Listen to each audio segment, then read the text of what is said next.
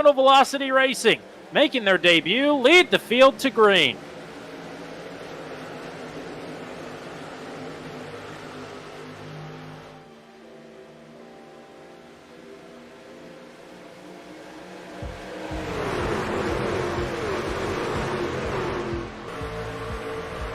And yeah, just looking to push right out of the tri-oval.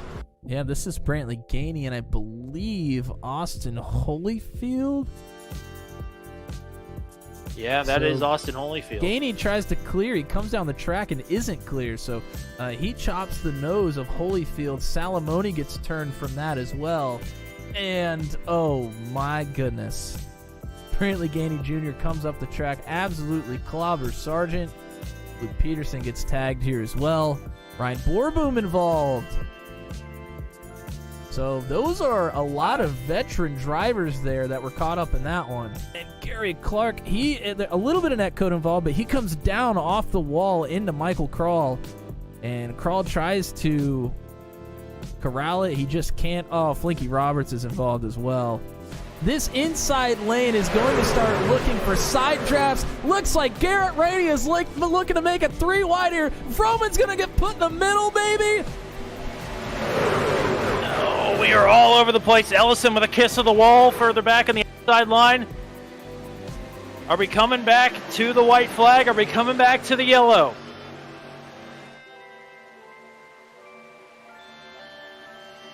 One more time around. Zittel at the line with help from Vroman. Vroman giving a hell of a push to the 53 of Kyle Zittel. The Super Speedway juggernauts of the Venom Truck Series leading the way. McKinnon on the inside, Zittel on the outside. Who is going to make the move further back that disrupts things up front? It's Garrett Rainey. Rainey now looking to get some help and make it 3 wide. They're wrecking behind. Pascal Samart goes around. Zittel nearly up and into Rainey. Oh, more contact. Zittel Around.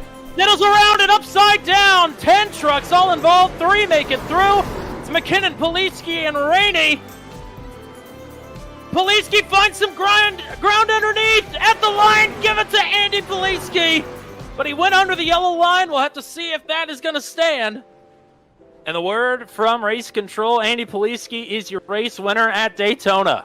And he has blown up on the inside wall. I'm not sure he'll be able to make it around to celebrate. I'm sure somebody will try to help him out and at least push him.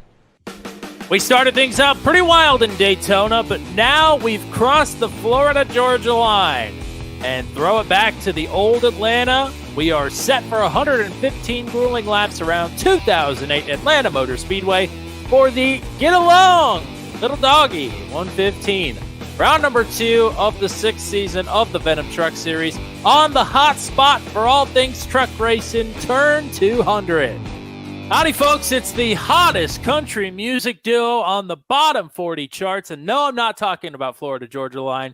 It is the one and only me, Mr. Tommy Cook. I'm apparently the one and only. But we do have a one-of-a-kind Mr. Matt Williamson, as always, man in the controls, making sure things are tip-top around here. Welcome back. Happy to have you.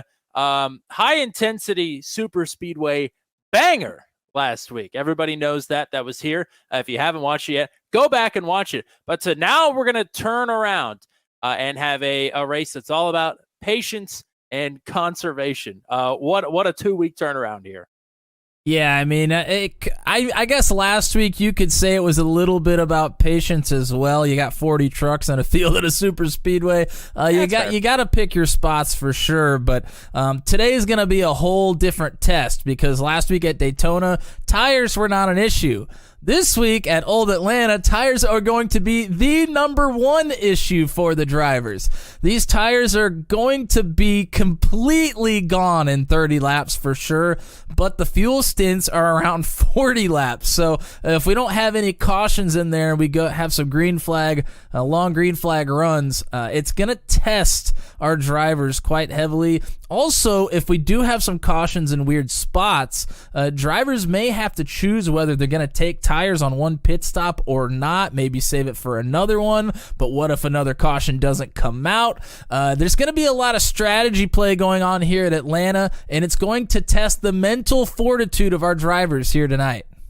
Mental fortitude of the drivers. That is impressive terminology to be busting out in the first, 3 or 4 minutes into this broadcast. This will be the 4th race here in league history. It's our first visit to the track since the Season 4 finale, when Kyle Spies dominated and then rode off into the sunset, never to be speen again. Do you like that? Yeah. Well. Okay. Well, the other names that are on this list, though, you should be very familiar with if you've watched any of the Venom Truck Series action, either this season or last season.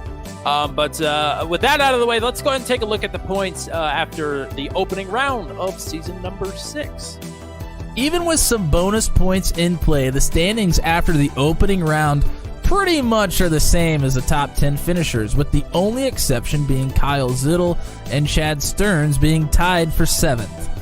So that keeps defending champion Andy Pileski on the top of the points heading into tonight's action, with Jeremy McKinnon and Garrett Rainey in 2nd and 3rd respectively. On the team side of things, it isn't that shocking to see that the defending champions, Broke Guy Racing, are on top again after finishing 1st and 2nd at Daytona. Zittel Inc. and the Alabama gang are hot on their heels, however, and our rookie team, Terminal Velocity Racing, despite how strong they started Daytona, they didn't get the finish to back it up, so they'll be looking to claw their way back in the fight here, down in P7 in the team standings after the opening round. Already some of the championship favorite drivers of the Venom Truck Series making a little bit of noise here in Season 6. But tonight, it may be about who can be the quietest out on track and draw as little attention to themselves as possible. We will have to wait and see, but the good thing is we don't have to wait for much longer. It's about time to get trucks on track for the warm-up, which means that the green flag for the Get Along Little Doggy 115 from Legacy Atlanta is around the turn here on turn 200. A blind knight that uses echolocation, viewing the dark, treacherous world through sound. Trapped in a dungeon deep, endangered by combatants, where hazards lurk around every corner. Make sound to have vision, or don't and be stealthy. Avoid impaling threats throughout the dungeon to escape. Engage with other prisoners. Broken I've been hearing about. Could you find the key and unlock my cell? Free them to fight back with more allies. Let's take this guy. The dungeon labyrinth has many paths and even more traps. Struggle through the darkness to find your freedom.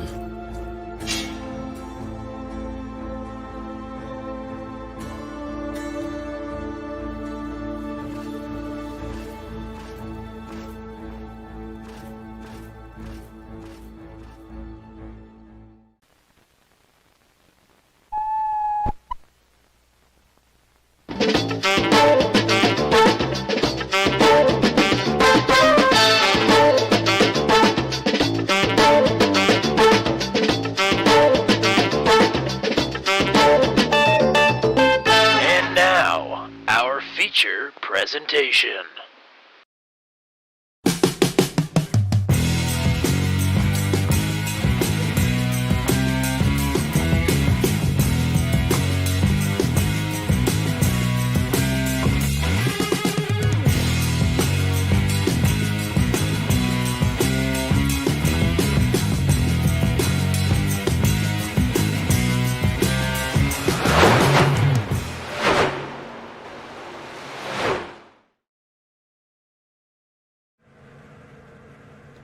Well, already it's been dramatic and heartbreaking for a few drivers here in the Venom Truck Series as we get ready to walk the dog, if you will, around Legacy Atlanta.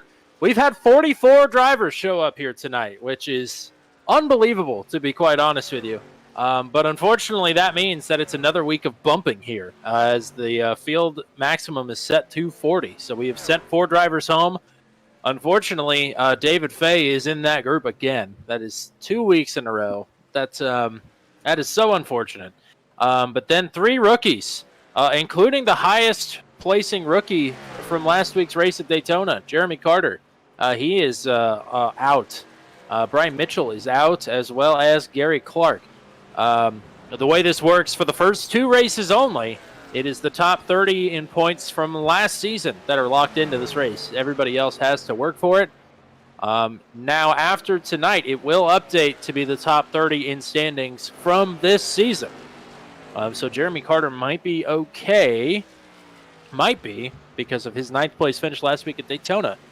But other than that, that's pretty much all that there is to qualifying here tonight. Mr. Car Inside, Nathan Reynolds with the pole with a blistering fast time of 31.563. That is a wicked fast lap. Mr. Matt Williamson, welcome in. What are you keeping your eyes on here as the warm-up starts to draw to a close? Yeah, good to be back here in action at Old Atlanta. A lot of the drivers here in the field consider this the good Atlanta or better Atlanta. I tell you what, I'm watching Nathan Reynolds right now, and one thing you don't want to let him do is get out front early and try to run away with it, because he will, and he is definitely capable of it. He is one of the smartest racers out there, and I talked about it a little bit on the Venom podcast. If you want to check out JK Gaming, you can listen to the Venom podcast. We were on it. That episode just aired today, so I talked about it a little bit on the Venom podcast, but tonight our drivers are going to have to be smart. I mean, you can be as good as you want behind the wheel and put good laps in, but if you're not smart about pit strategy, how you manage your tires, how you manage your competitors around you on starts and restarts and otherwise, things can go downhill in a hurry, even if you are one of the fastest trucks on the track. So there are a lot of things that you have to have in a row to make it happen tonight. And before we get rolling here, I want to say hello. That is to get along, little doggy 115, presented by Harvard the Dachshund. Yes, you said it correctly. Thank you. I didn't want to correct you in the broadcast last week, but yes, we have since corrected the mistake. So if you're hanging out with us here tonight, let us know. Let us know what your favorite breed of dog is, and what your favorite dog Instagram channel is as well. But as we start to gear up to do that, we can let you know that for the 16th time in his career, Nathan Reynolds will be leading the field to green in the Venom Truck Series. He's a winner here at 2008 Atlanta, and he is looking to get after it once again here. And what has happened to the sim here? I was going to ask the same. It's not just you. Is everybody else talking about it Everybody, as well? Yes. Okay, well, that's good to know that it's not just me, I suppose. Brantley Gainey says, when did this turn into an escape room? And that is a good question. Okay. So, not exactly sure what is going to happen here. So, I guess... Boy. Okay. So, Ryan Dye says, do not hit the grid. We are going to make a new session. So... Yikes. Well... Hey, everybody's gridding. Look at this. How are we going to get everybody in place is my question. I think there is a way to create a starting grid manually. Everybody's running into each other. I can hear them. This is... Steve Roman's crashed. I'm getting all kinds of crash notifications. Go ahead and take a replay. Let's see it. Oh, I wonder if in replay it'll let me actually see anything. Let's see. Nope, I don't think so. Wow, I have never seen this before. You know, I will say I have seen this before. Wow. In the Thunderdome at Daytona Infield. Okay, that was a little bit different. That was a self-induced error. Well, at the Daytona Thunderdome. Well, this says, I think the send time is 1 a.m., not 1 p.m. Oh, No. that'll do it. I think that will do it. And, And I don't think the lights at Atlanta work, so... Yeah, they did work at one point, and then as soon as the new Atlanta came, they decided to just make them stop working. So, yeah, everybody is leaving this session now. I guess just roll the intro package again, and I don't really know. We appreciate everybody sticking around, and it's nice the fact that we didn't do this. This wasn't our fault this time, so... Well, shout out to everybody that has stuck around for the full intro. We had 15 people watching the introduction for this race. We hope that you enjoyed it. We do put a lot of work into our intro videos, so I'm glad that you all are enjoying those. And yeah, I guess we are going to take a short little break, wait for another session to get created here by the one and only Mr. Ryan Dye. And we'll get things sorted out and get back to you here shortly.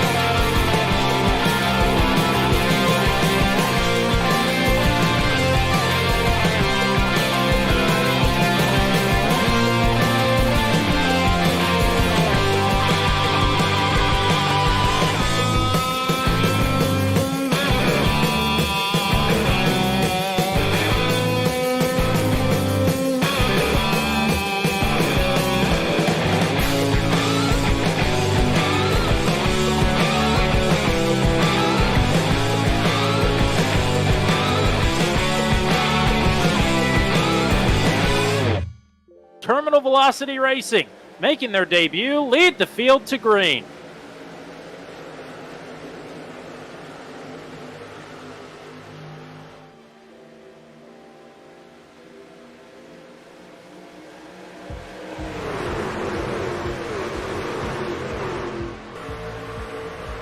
And yeah, just looking to push right out of the tri-oval.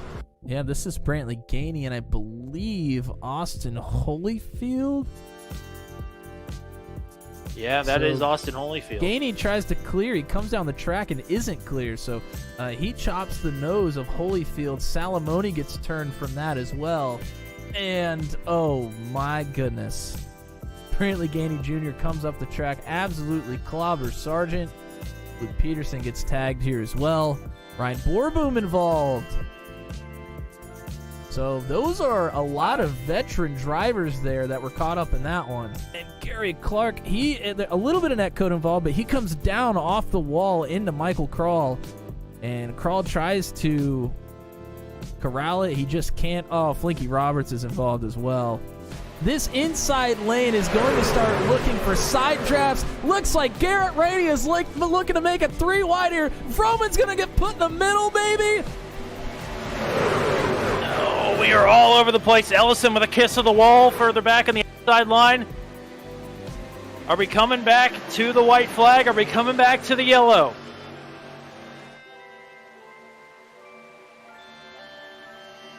One more time around. Zittel at the line with help from Vroman. Vroman giving a hell of a push to the 53 of Kyle Zittel. The Super Speedway juggernauts of the Venom Truck Series leading the way. McKinnon on the inside, Zittel on the outside. Who is going to make the move further back that disrupts things up front? It's Garrett Rainey. Rainey now looking to get some help and make it 3 wide. They're wrecking behind. Pascal Samard goes around. Zittel nearly up and into Rainey. Oh, more contact. Zittel Around. Zittel's around and upside down. 10 trucks all involved. 3 make it through. It's McKinnon, Poliski, and Rainey.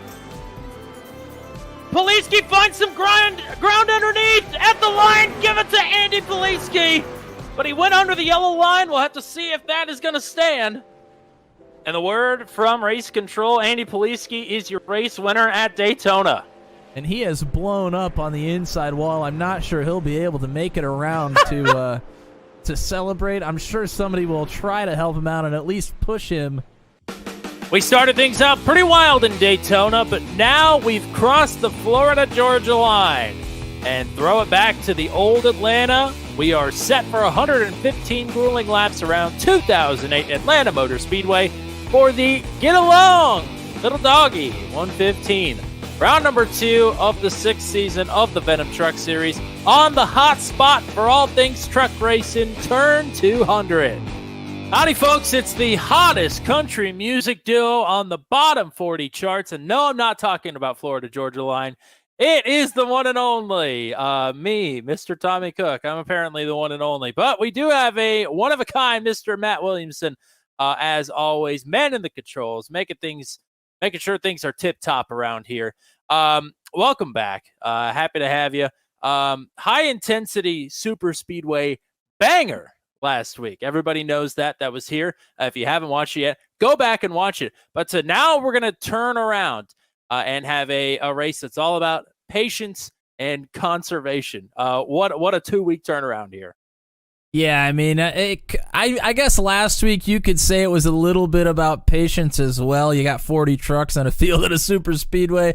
You got to pick your spots for sure. But today is going to be a whole different test because last week at Daytona, tires were not an issue.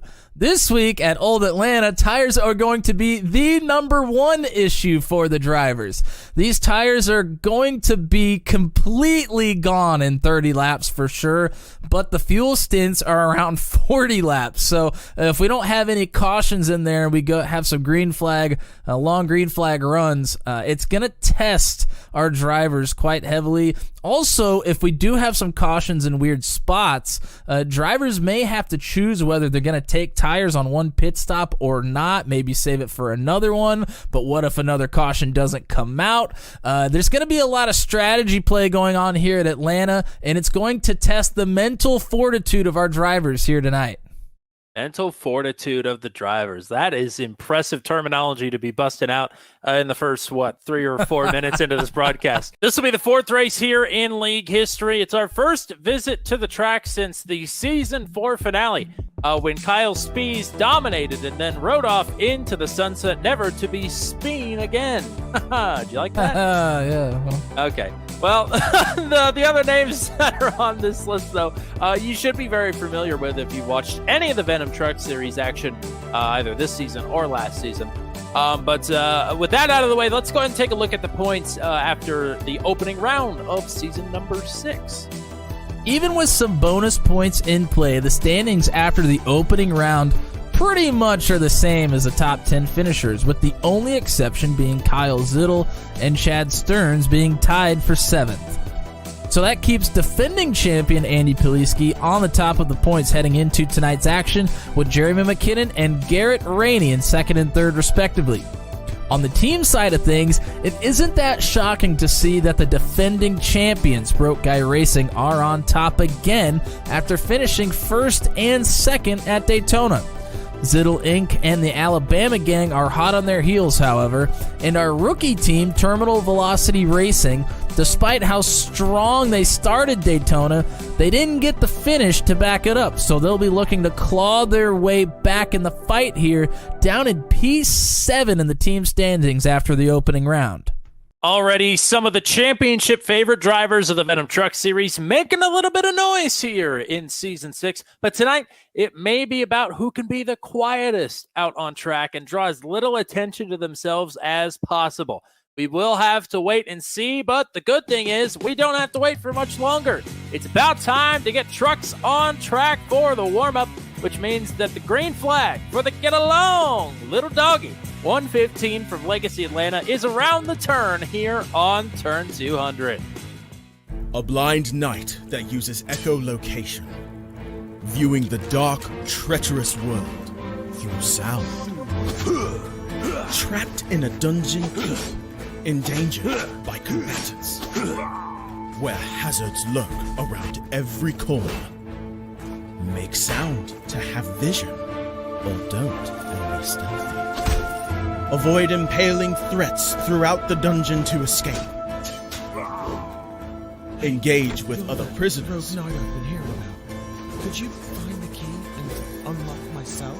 Free them to fight back with more allies. Let's take this guy.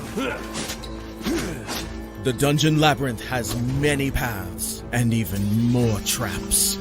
Struggle through the darkness to find your freedom.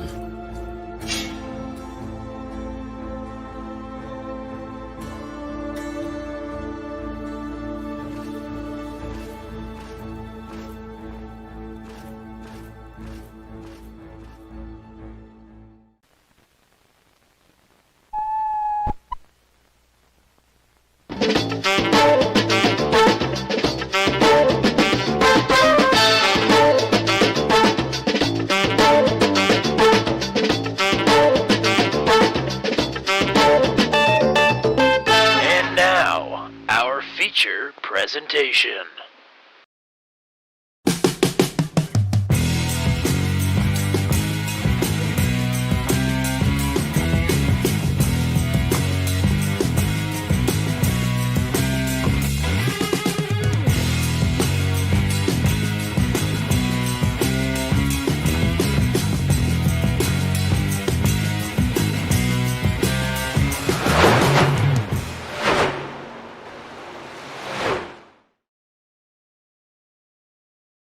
Well, this has certainly been an eventful replaying of the intro. So I guess it's been an eventful 11 minutes. We just had about 10 to 12 people in the booth here with us. We still got a few hanging out with us here. So what's up, guys? We got Andy Poliski, John K., Garrett Rainey hanging out with us right now. So there I was, graded up, ready to go. And that's the night that the lights went out in Georgia. Wow. Oh, you stole my thunder. I was just getting ready to say this must be what Reba was talking about all them times I heard that song on the radio. So if you were sitting there watching our intro, and, oh yes, the race is getting ready to start. Well, we already played that intro. That's the second time that we've played it. The race session switched itself to 1 a.m. And since there are apparently no functioning lights at Virtual Legacy Atlanta, it was just complete darkness. Nobody could see anything. So we're scrambling for a solution. The new session has been posted, but we cannot yet join it.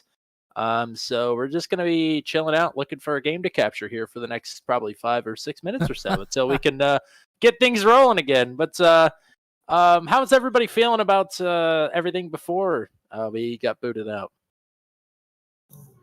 I was feeling good, except I didn't qualify as well as I wanted to. And now, so just to reiterate, we are using the qualifying results from the first session in this session, correct? We are using the qualifying results from the first session in this session, so okay. We will have a short little practice just to make sure everybody gets in, and then we'll go directly into the race. All right, so that's probably not. I guess that's not good news for you, but that's good news for, say, Nathan Reynolds, who got the pole. I don't know that it would make a difference for me. So I'd like another crack at qualifying. I don't think I qualified as well as I could have, but Session is it don't matter how you qualify. It's about how you race.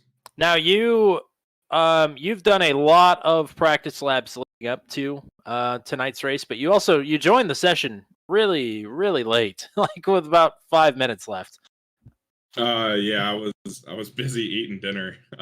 It's Taco Tuesday, man. You can't skip out on tacos. That is beautiful. And now we've got Jeremy McKinnon up in the booth now. What's going on, Mr. McKinnon? Oh, not too much. What are you guys up to? Oh, the usual. Spectating nothing right now, you know. Hey, Jeremy, no bad words. We're live, okay? Yeah.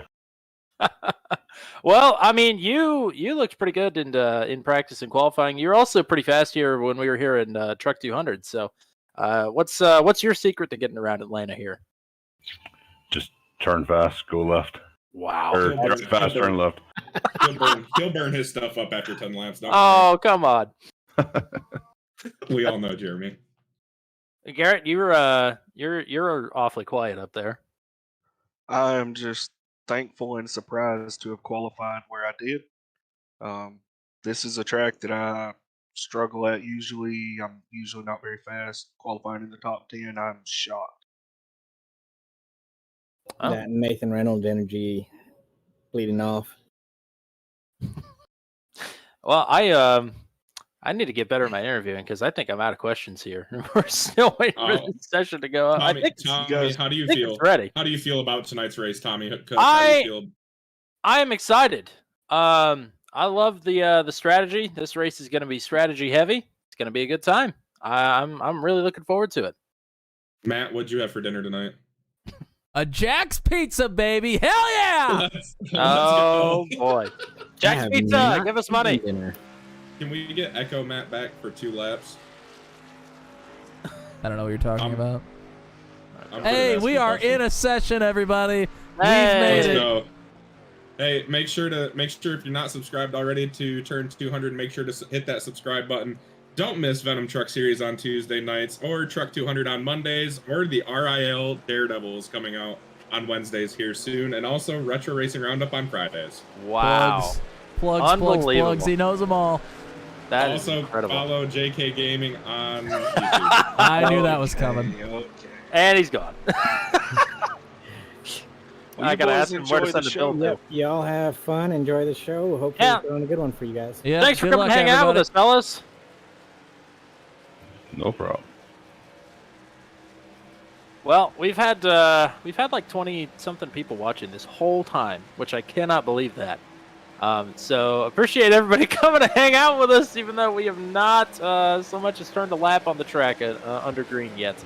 The dude KZ53, Nathan Reynolds, Lindsey G, the Pony Express Sim Racing team, Rebecca Mrs. Woda, JK Gaming, Ender Nix, Eric Breeding, Matt Williamson, Who's Paul that guy? 20, JSU, I have no idea. Buck Duck, got to make sure I say that one right. Mr. Josh Maxwell and Roland Holt hanging out with us here tonight as well.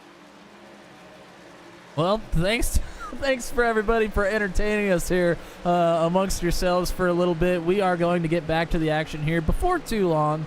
Let's see. I know we have a timer somewhere here, I believe, and Yeah, we got to make sure we get everybody back into the session.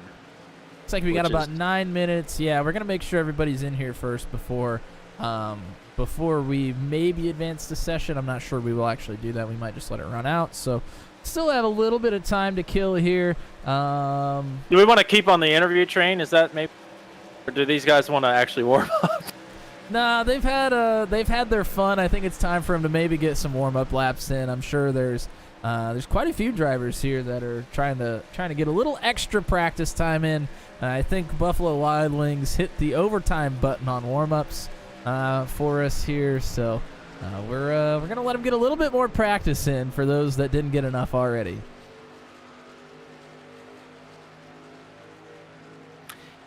Yeah, I don't know what's going on. What's going on in your life? Are you happy? Wow. What a question to ask on a live I'm broadcast. trying to figure out how to fill 10 minutes here, partner. Well, let's tell the people what we have going on here on the channel on Turn 200. Oh. You heard John K from JK Gaming give us our plugs, but Tommy is working on a very special retro racing roundup that I think is coming out Friday. Tentatively Friday. It will be out by Saturday, no matter what.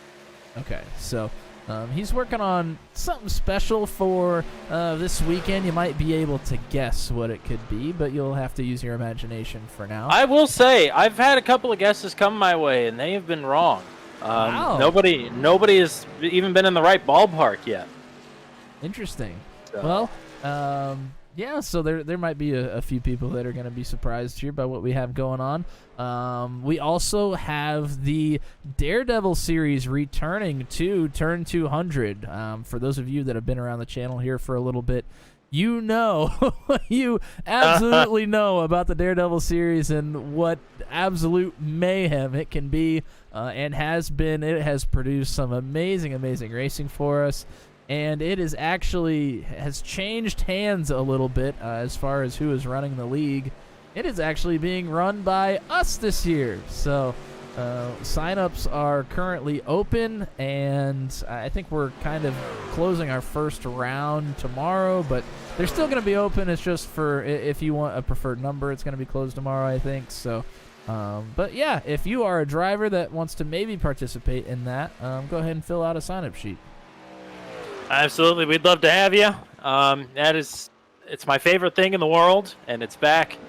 And hope it's going to be good, because I think the schedule looks pretty banging. So, yeah, that's going to be fun. I was going to brag on Nathan Palawota a little bit because he was fastest in practice. He's just been overtaken by Paul Ellison, who has been fast in practice and qualifying, and now the warm-up and the second warm-up as well. But Nathan Palawota was third fastest in practice. I don't think he got the qualifying effort he was quite looking for. He's qualified just outside of the top 10, if I remember correctly, but showing his speed out on the track right now.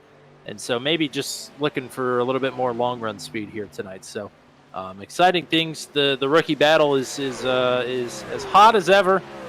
Just a race into the season. A lot of rookies absolutely going for it here tonight. And it's been with Daytona last week, it was a lot of fun. Now it's going to be, and I sort of said this on the Venom podcast as well, a more normal track, although I wouldn't say this is exactly a normal track just because of how high the tire wear is. But a more normal track here tonight. We'll see who of the rookies can shine bright here tonight. And so far, it's been Nathan Palawota. Yeah, I mean, he's somebody that when he came in and we saw his sign up, we kind of thought that he might be somebody that could contend, maybe even contend for a championship as a rookie this season. I mean, he's certainly shown speed. He was up front for a long time at Daytona with a couple of teammates, actually. And he's shown a lot of speed in practice and in qualifying, obviously, as well. So I'm expecting big things. I know that we consider them rookies in the Venom Truck Series, but they certainly are not rookies to this sim racing world at all. So there's a lot of experience coming in to this series, even though we consider them rookies. And Rebecca Mrs. Woda reminded me of that I was going to mention tonight and forgot. It is Nathan Palawota's birthday today. I believe it's his 19th birthday, so happy birthday to driver number 6. Hopefully he'll be celebrating here tonight with a good finish. We will have to see. I guess something we could do here is we could scroll through our Rolodex of drivers who are going car inside here tonight. Going car inside with car inside courtesy of Nathan Reynolds and his YouTube channel Car Inside, who is he has posted his most recent qualifying breakdown from Charlotte. The link to that is in the description. Yeah, speaking of Nathan Reynolds and Car Inside, let's go ahead and take a look at Mr. Nathan Reynolds right now. Looks like he's just getting out of the pits, currently on the apron, coming out of turn number 1. He's going to be your pole sitter tonight, and we talked about it a little bit before our session got all wonky on us, but if he is out front, he is somebody that can extend a lead like nobody's business. I think the one thing as a competitor, if it was me, that I would not want to see, it's Nathan Reynolds out front on the grid, because I would be worried he's just going to drive away from everybody. So, I mean, he certainly has a long road ahead of him tonight, but he is somebody that can definitely get it done. So, I don't really have a starting grid. I think you're going to have a starting grid, partner, because I do not have a starting grid. I do have a starting grid. Here we go. Never mind. I lied. I'm sorry. Sorry I teased you. It just didn't pop up until right now. You can usually look at it beforehand. But, all right. Getting ready for 115 laps finally in the daylight here. We are going to take the green flag, and it is going to be fantastic. And with his, what did I say earlier? I already forgot. 16th career pole for Mr. Car Inside, Nathan Reynolds. He's going to lead the field to green. The sponsor of this race, Mr. Paul Ellison, is going to start to his outside. He has had some good runs here at Atlanta, but is yet to finish inside of the top 20. So he's looking to change that here tonight. Row number 2 on the inside, 2-time series champion, Mr. Ryan Dye, will start in the 3rd position. And starting to his outside is his teammate in Zittolink Racing, Chad Stearns, in car number 05, inside of the top 10 in points. Jeremy McKinnon then will roll off in the 5th position. He finished 3rd here last time we raced at Legacy Atlanta. Starting to his outside, the highest starting rookie here tonight is Mr. Mark Dillon, starting in P6. Row number 4 on the inside, it's the 13 of Garrett Rainey. And to his outside, runner-up finisher here in Truck 200 action, it's Mr. TJ Bartell, starting at 8. Your top 10 starters are rounded out by John Kay and Brantley Gainey, who won on the new version of this track when we were here last time. Don Milkowitz, Nathan Palawota on row number 6. Andy Poliski, your reigning series champion and last week's winner, starts in 13th. Will Salamone, 14th. Paul Sargent, Steve Roman, Brody Gunter back in 17th. Rodney Matney joining us here for the first time this season in 18th. Pascal Samart and Michael Dean, your top 20 starters here. And we'll scroll through the rest of the starting lineup here. Mr. Matt Williamson, there's going to be a lot of strategy here tonight. What are we looking at here as we get ready for a slog of a race? Yeah, well, it was going to be a slog, and now we've had a little delay, so drivers are going to be on edge, I'm sure, but the field window tonight is going to be around 40 laps. He might be able to stretch it even a little bit longer.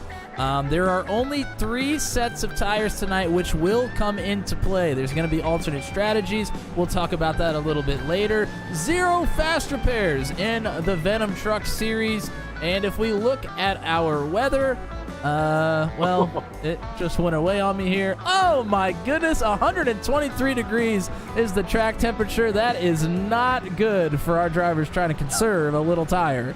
I will tell you this, it was 128, so it is a little bit better here. Nathan Reynolds is looking to finish a little bit better than he did at Daytona. He leads the field to the line, and we are green for the get along. A little doggy, 15 at Atlanta. Paul Ellison on the outside pole is already back into a battle for 3rd as Ryan Dye has moved up to the 2nd spot.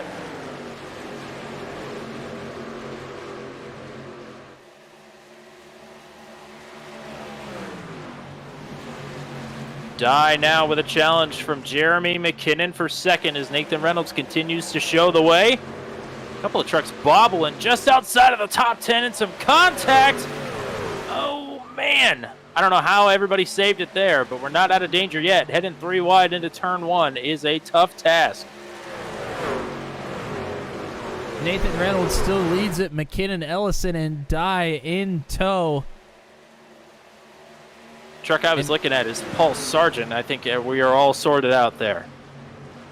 I mean, starts and restarts here with 40 trucks is going to be quite the tall task for our drivers.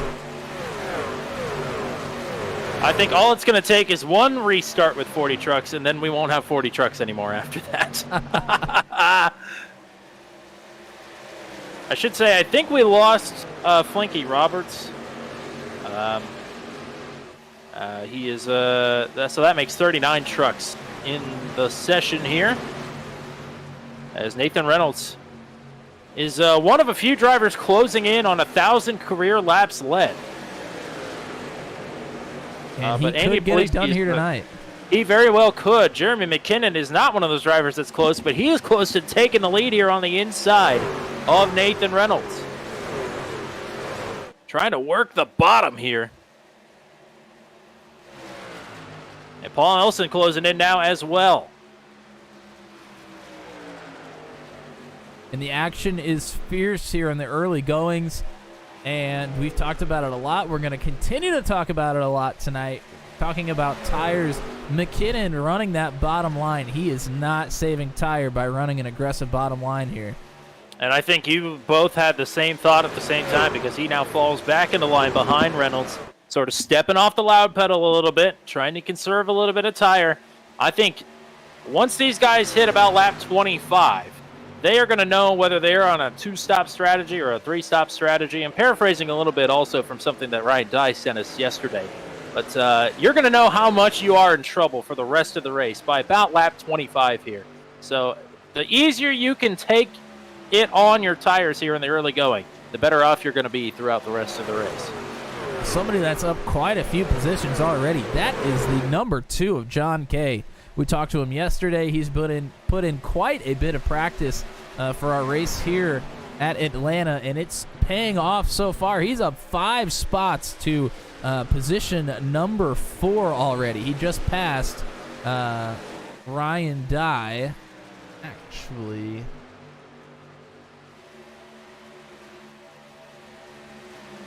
looking through the field a little bit farther back.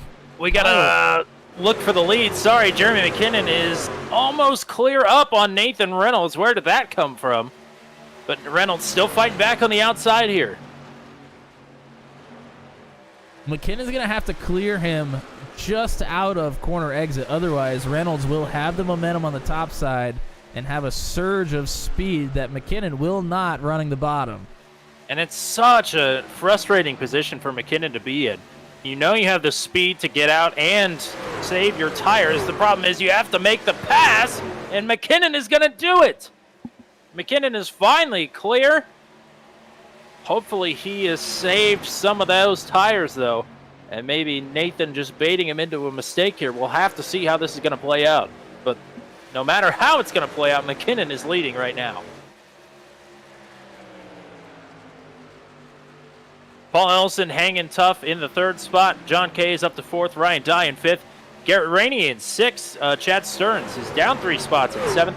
Don Milkowitz is up 3 to 8th. Up 4 to 9th. Andy Poliski. TJ Bartel has fallen 2 spots. Now is riding in the 10th position. Paul Ellison nearly looked to the bottom of Reynolds. Decides better of it. Next position back. Couple position back, actually. Garrett Rainey is on the underneath side of Ryan Dye. So Ryan Dye has slipped back a couple of positions so far. Might lose another one here. Pretty fierce battle. But I have to imagine the number 9, he's been running the top this entire time. He's let a few people by. Probably playing very conservative right now, making sure he keeps a little tire for the end of the run.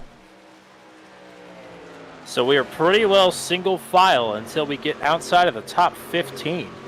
You'll find Will Salamone and Michael Dean battling for position side by side. There's a healthy gaggle of trucks behind them, but everybody else pretty well minded through the rest of the top 10 and top 15. Yeah, there's a big group of trucks back there. Looks like Salamone, Zittel, Oz Kanar, maybe Joshua Benjamin involved in this group as well. Maybe it was last week's 4th place finisher, not last week's 5th place finisher. I don't know if I said that or not, but Kevin Sargent had a great drive through the field at full throttle to get up to the 5th spot. And it was very impressive. We didn't catch it on the cameras, but it was noted for sure, especially the fact that he was a lap down before the crash and took the wave around on the final restart.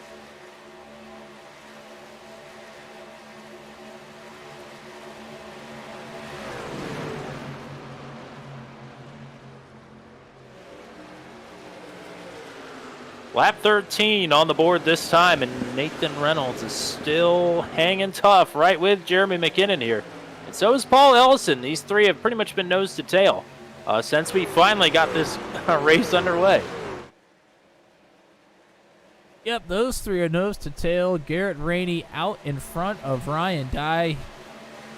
Here comes Don Milkowitz up a few spots with Andy Poliski in tow. Those two have been gaining positions together here, working their way around TJ Bartell, who's in the 74. Don, the highest running rookie right now, in the 8th position. Mark Dillon just outside of the top 10, just behind these guys. Don's been doing a good job here, as Nathan Reynolds is going to take a peek to the inside of McKinnon. This would be for the race lead if Reynolds can pull it off.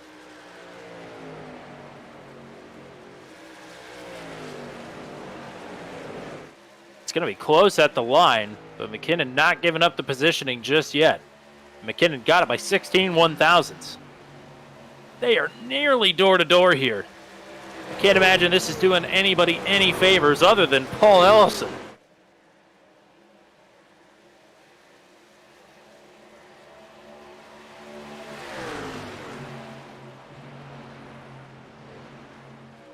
And they continue to battle side by side.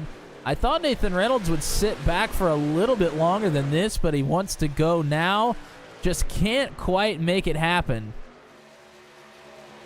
And don't look now, but behind Paul Ellison, there is a string of 4 trucks. A caution is out. Scratch that. We got a couple of trucks. Oh, man, 5-6 in the tri-oval. Ryan Borboom is the first truck that I've locked onto here. Wow, this started well ahead of Borboom. Might have been Eric Breeding. Actually, it was, I believe, Brandon Vyers and Brian Reyes. And that took out quite a few trucks here.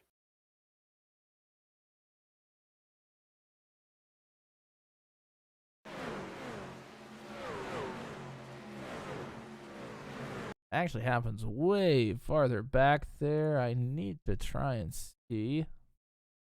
Oz Canar, Paul Sargent, Steve Vroman also involved. Well, for some reason, it's not letting me get a great look at this, but you can see them all scattering back there. And there we are. They finally come into frame. Unfortunately, with this many trucks, my computer quite can't handle the juice that it needs to have all trucks available all at the same time on the track. So when things happen a lot farther back in the pack, I think I'm gonna lose a couple of replays here. But Tommy is able to see it, I think. So just walk us through what happened there, Tommy. Well, I will here in a second, but I want to tell you that the first driver to hit pit road was Mark Dillon Jr. from just outside of the top 10. He's brought, I believe, 7 or 8 trucks with him. Kevin Sargent, Brandon Vyers, Jan Van Leer, Kenneth Graves, Michael Krall, Eric Breeding, and Tyler Bergert all have hit pit road. In terms of the accident, and I got to go back and get a better look at actually who sort of started it. I might have been wrong about it being Brian Reyes. It might have been Oz Canar. I'm going to get a close chase cam of it here. So, okay. So it is Steve Vroman and Oz Canar. They've got a good 6 to 8 inches of room between them. And all of a sudden, Steve Vroman's truck just goes berserk. I mean, that was good, clean racing. Then some netcode happens. I mean, the back end of Steve Vroman's truck lifted up in the air. And when it did that, he went up the track, tagged Oz Canar, and it was absolutely on from there. Not a whole lot anybody behind could do. Jan Van Leer, Paul Sargent with some big shots.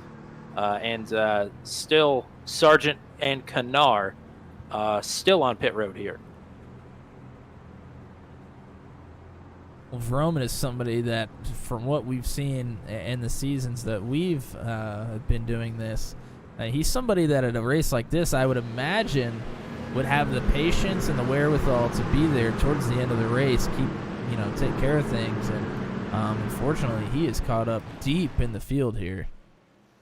Yeah, and I don't really think that's on anybody because they were not going to hit. That was just the level of hard side-by-side racing that you would expect out of your drivers, and unfortunately the sim has other ideas. Good to know here, as the caution came out, Nathan Reynolds had his nose out ahead of Jeremy McKinnon. So despite McKinnon leading the last lap under green, Reynolds is the race leader coming to the restart here. He has, I believe, elected the inside. So it is car inside for Mr. Car Inside, Nathan Reynolds. Coming back to a restart here on lap 20. Most of the field has stayed out here, so most of the field still has 3 tires. Paul Ellison does not get a good restart. Somebody's blinking just inside of the top 5 or 10 as well. I think it's Garrett Rainey.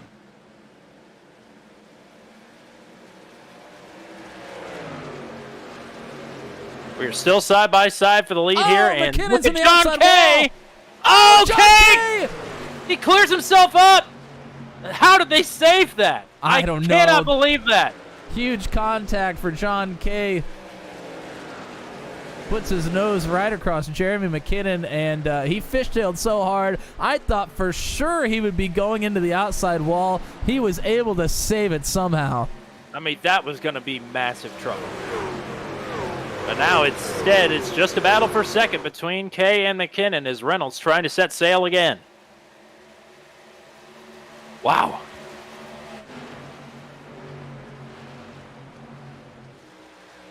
McKinnon looking to use the outside momentum to his advantage. He does. Now you have to worry about maybe a little bit of damage for both him and the number 2 of John Kay. Paul Ellison, who did not get a great restart, is now in the mix underneath of the number 2. It's Reynolds, McKinnon, Kay, Ellison, Dye, your top 5. Stearns, Bartel, Rainey, Poliski, Gainey, your top 10. And Rainey still having some issues with a little bit of a connection issue.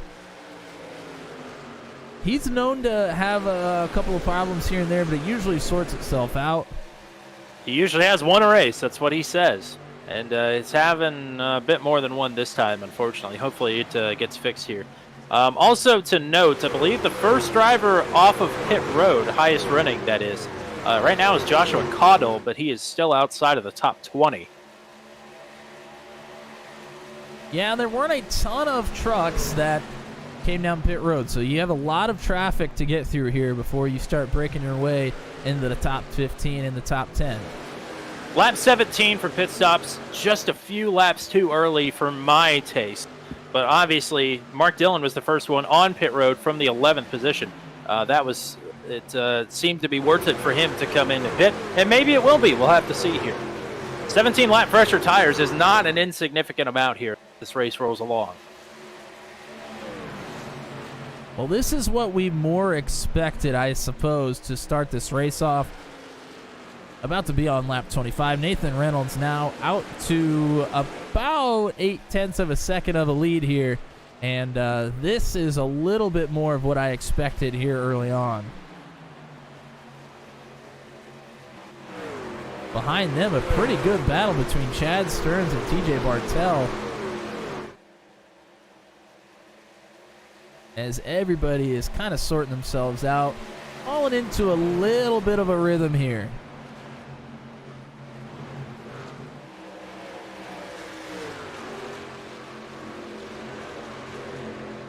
So everybody that is running is pretty much attached to the lead pack here, except for Michael Krall, who is about half a lap down right now.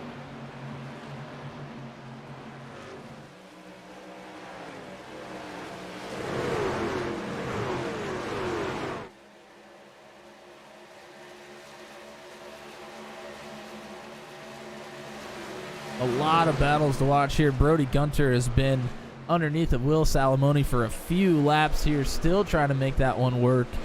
Brantley Gainey now trying to get around Garrett Rainey. This is going to put him in the top 10.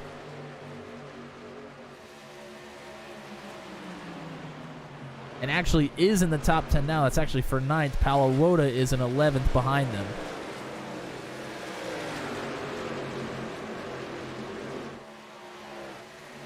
Chad Stearns. It's a name we know well. He hasn't made every race in Season 5, but the ones he did make, he made a lot of noise. He's looking to get around Ryan Dye. That would be for 5th. He's working his way up early here. Further back, Will Salamone just got up into the wall, but is only going to lose one spot. Keeps motoring on. Hopefully that doesn't loosen his truck or tighten it up too much.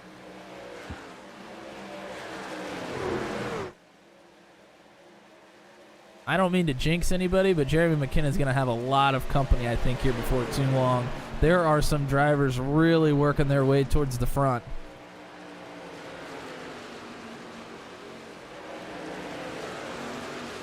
This is about the top 5 I expected, I think. Reynolds, McKinnon, Kay, Ellison, and Dye, they've all done their time here at Atlanta. They're all super fast. They've all posted good results here outside of Paul Ellison, but that's not from a lack of trying.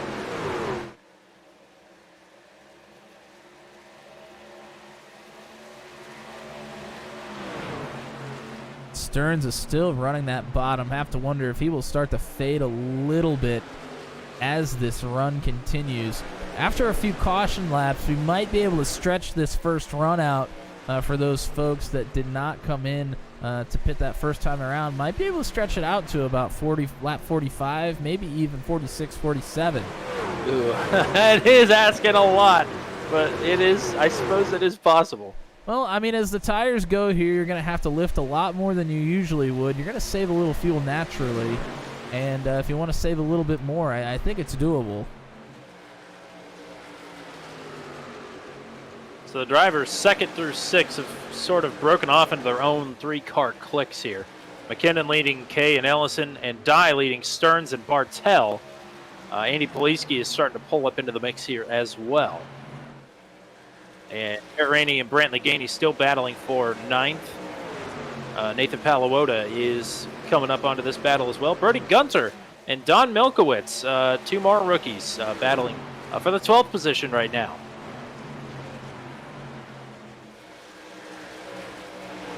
But it's Nathan Reynolds showing the way. Chad Stearns finally able to get around Ryan Dye. He worked on it for a good 8 laps or so. And still right back to the bottom. He's picked his spot. That's what he likes right now.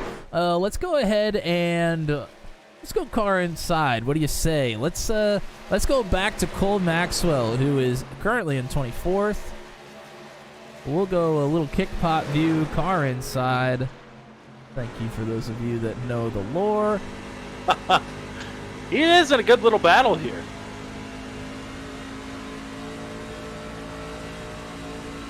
Once again, thank you to Car Inside's YouTube channel for bringing this camera view to you. You can see Cole Maxwell ultra concentrated right now. Just ahead of him is Brian Reyes, Corey Rutherford behind. Oh! And I don't know if he actually made contact or if he just did not. had to get out of the throttle big time, but regardless, he did. Oh, and we have somebody it looks like is coming down pit road here. Oh, and had a little bit of trouble. Oh, and the caution is out. He missed it, went through the grass. And no, it's just in front of Cole Maxwell here. Problems for Brody Gunter. And I think he was still racing with Don Milkowitz, so we'll have to see what happened here.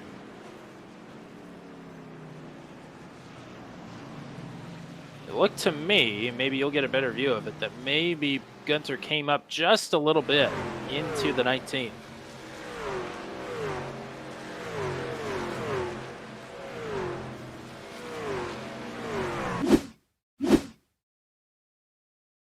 Let's back it up just a little bit here. This is Don Milkowitz that we are riding right behind right now. Brody Gunter in the 0-1 is underneath. And let's see. Milkowitz is really high. He's just trying to keep his momentum going here off of turn number 4. And yeah, Gunter does come up. I think it's a matter of him thinking that Milkowitz is going to stay high there through the quad oval. Just doesn't really do that, and comes right across Milkowitz's nose. Both of them hard into the outside wall. Oh, and somebody else got tagged there as well, I think. I just missed it. Let me rewind it. It might have been the 87 of Joshua Benjamin, who just said that he is headed out for the night.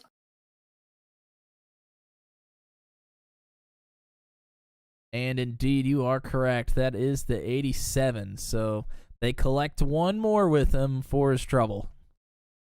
It's been a tough night, or a tough start to the season for Benjamin, as we've got a race off of pit road here. All the leaders have just come in. Nathan Reynolds wins it. McKinnon is out second. Chad Stearns beat Paul Ellison out for third. Well, some good news, I guess. Sorry for Don Milkowitz. His ball flag has been cleared. Oh, actually, it's because he left the server. Never mind. I was going to say, he is going to have a lot of damage. Yeah, that's why I was surprised. Eric Breeding was the truck that we originally saw that was trying to pit, missed pit entry. I believe he picked up a black flag for his trouble, so that needs to be served under green. So that was Eric Breeding. Now, the trucks that have stayed out. Actually, only one truck stayed out. It's Ethan Patterson. And Patterson is on the tail end of the lead lap here, so he is just looking to get a wave around. Well, that caution probably couldn't have come out a little bit quicker for our leaders. They were going to need one, otherwise they were going to do green flag pit cycles. Then they were going to have a few trucks stay out in front of them. Maybe a caution happens, they get caught in the back of the field. So that works out just about as good as it could have for most of the leaders, although they might have wanted to stretch that a little bit farther, because now I think everybody is going to be on at least a 2-stop strategy. Maybe even 3. Yeah, it's probably the way the cautions have fallen. I would imagine we'll still have a few 3-stoppers. The only thing is the people that pit under the first caution probably can't do that. I think they're down to their last set of tires. Yeah, I mean, if those folks did take tires, that's going to end up being a big problem for them. If I was those trucks, I know you're kind of putting yourself in a bad spot, but I might have tried to have stayed out here. I know you're going to lose quite a bit of track position with older tires, but at least save a set for a little bit later on in this race, I think would have worked out, especially since we've seen a couple of early cautions here, but we'll see how it plays out. All right, row 1 for this restart. In control will be Nathan Reynolds. He'll have Jeremy McKinnon to his outside. Row 2 will be Chad Stearns and Paul Ellison. Row 3 is John Kay, TJ Bartell.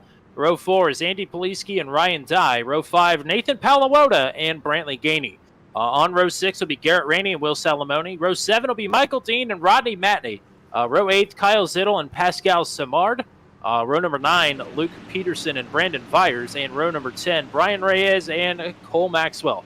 Row number 11, Josh Caudill and Michael Kral. And then row number 12, Tyler Bergert and Austin Holyfield. And then row number 13, Kenneth Graves, Corey Rutherford, Kyle Dumick, Kevin Sargent, Ryan Borboom, Mark Dillon Jr., Jan Van Leeren, Ethan Patterson. The 32 trucks that are on the lead lap.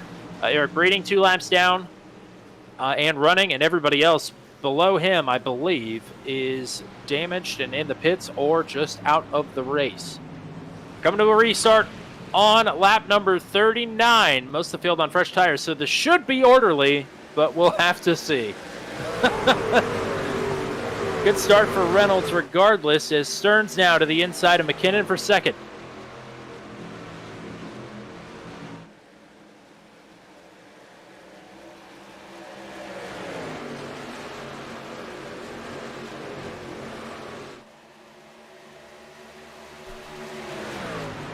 I mean, as a spectator, you can just see how much the pace is picked up here on fresh tires. There is no doubt they are pushing the limits right now. We got a shout out from Melissa Reynolds to the race leader. Says Mama's pulling for you. But right now, McKinnon is launching a bid for the top spot. And you know what? He's got it. Wow, what a power move from the number 12 of Jeremy McKinnon. And John Kay is now up to third. Stearns backing up just a little bit.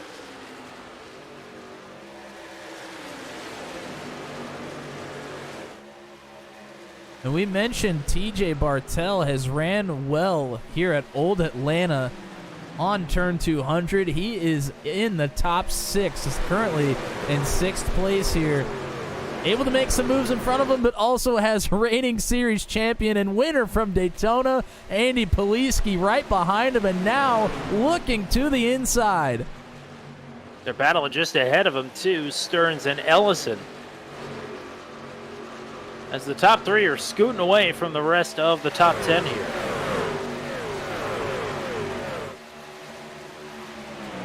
Ellison down to the inside of Stearns. Also, and I apologize if you already mentioned it, Benji in the chat as well, saying good luck to everybody else. The truck got a little bit torn up there. That's not the way you want to end the night here at Atlanta. That is for sure. Here we go. Reynolds back to it here on the inside.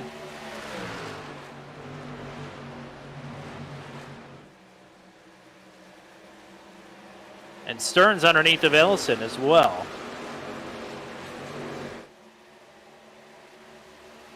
Oh, Reynolds pulls up right in front of John Kay behind McKinnon.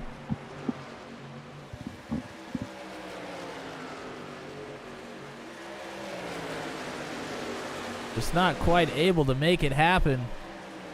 Here comes Poliski to the inside of Stearns for fifth rather.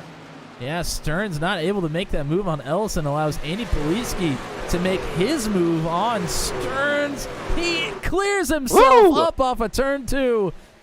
Stearns back to the bottom.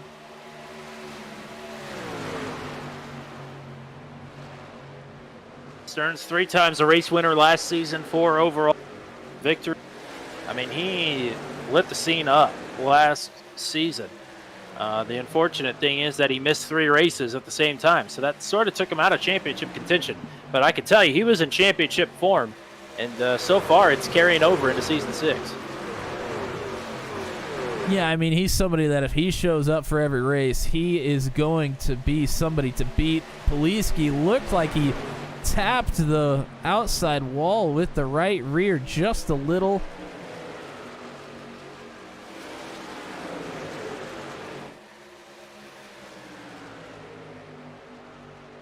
But Jeremy McKinnon, how about it? Out front.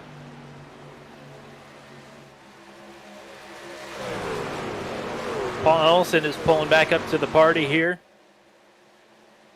And speaking of Paul Ellison, why don't we go car inside with Paul Ellison? We have your current 4th place driver has a camera view for us today.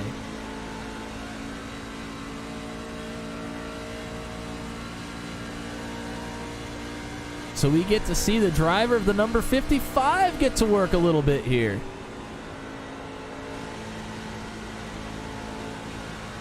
And if you listen close, you can hear the tires underneath of him squealing, going away little by little. Yes.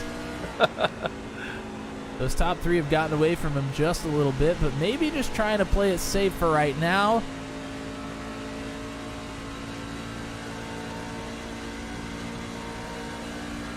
We got to thank Nathan Reynolds for this idea and for sponsoring it as well. And again, if you're running any races at Charlotte this week, the qualifying breakdown is in the description. It is the must-see video for you to start up front every single time. And I was hoping we might get to see Harvard, the dachshund who this race is actually named after, I'm not sure I can spot them on the screen at the moment. A little bit earlier before we went live, he was holding Harvard, so that was pretty cool to see, especially after this particular race is named after the little doggy. Things have calmed down inside of the top 10.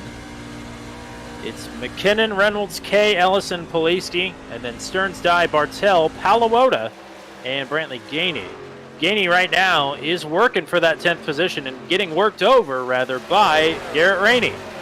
So it's Gainey, Rainey, as always, side by side. And Rodney Matney's in the mix here as well. Good to see Rodney back out after he missed Daytona last week. Well, you mentioned it. Gainey and Rainey always seem to find each other on the track. And just to make us mad. Just to give us something to talk about every week, I suppose. I think they plan it out secretly, but those two battling side by side has allowed a few drivers to pull right up to them. You mentioned Matney, Salamone, and Kyle Zittler right there as well. Shout out to Eric Breeding, who is slow down on the apron. That was choice. He's staying out of the way for the leaders here. Much appreciated. He's another driver that missed Daytona last week, but is back here tonight. It's unfortunate that his night has not gone the way that any of us would have liked. Not too sure Oz Kanar isn't down on the apron, but he may have blown up. He has almost come to a complete stop. Hopefully that does not bring out a caution. Yeah, he's all the way down in 38th place. It looks like may have jumped to the pits. He's still rolling. He's going 21 miles an hour. I think it's sort of a damned if you do, damned if you don't sort of thing right now, because if he puts on the brakes and reset, I think the caution is going to come out. He has just now made it to pit road, though. That is it's 2 weeks in a row. Unfortunately, Kanar has been caught up in an accident. It's not been the start that he has wanted to his rookie campaign. As we got a battle for the lead again. Reynolds back on the attack here to the inside of McKinnon. And Reynolds just testing the waters a little bit, pulls in behind. Trying to force McKinnon into a bit of a mistake, I'm sure. Just letting him know that he's there, and McKinnon will have to keep pushing as hard as he can if he wants to keep that top spot.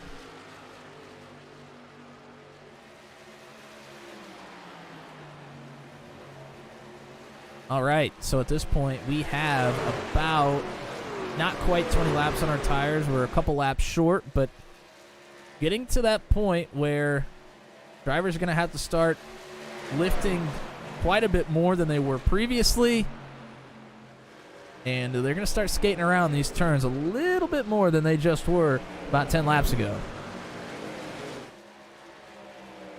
If we were skating anymore, we'd be on inlines, I think.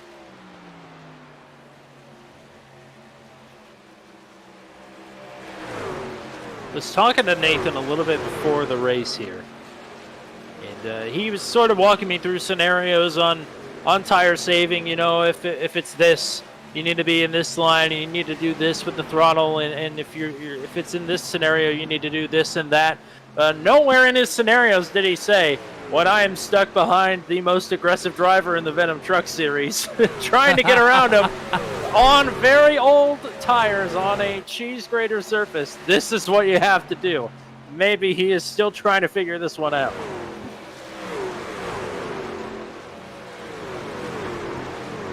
We talked about Chad Stearns a lot here at the beginning of this run. It seems like he may have worn his tires out a little bit. Either that or he's gone into save mode.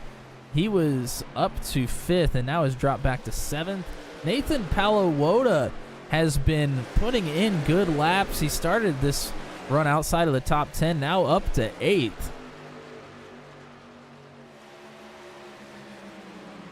And Oz Kanar in the chat, yeah. No luck, unfortunately. That is for sure. And also to your point about Chad Stearns, he absolutely has the benefit of the doubt from me because he is the king of the long run.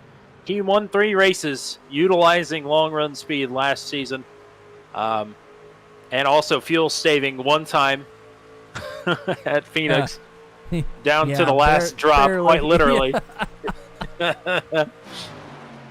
So he has the benefit of the doubt in my book here. Maybe just trying to save and really just putting blinders on where he is on the track.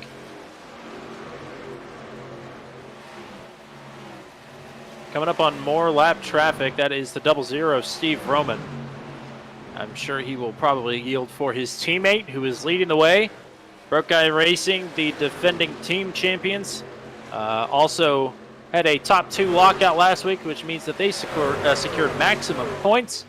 And they've got a driver on the top spot again right now, with Jeremy McKinnon, Andy Poliski running back in 5th. And it looks like he has his hands full back there.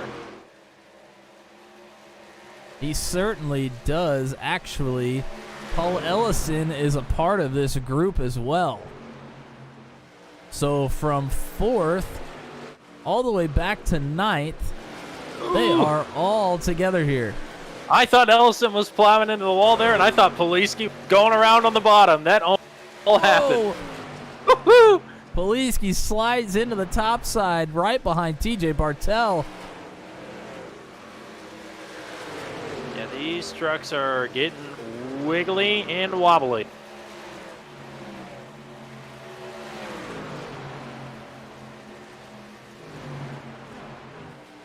So that is 4th through back to 9th with Ryan Dye back in P9.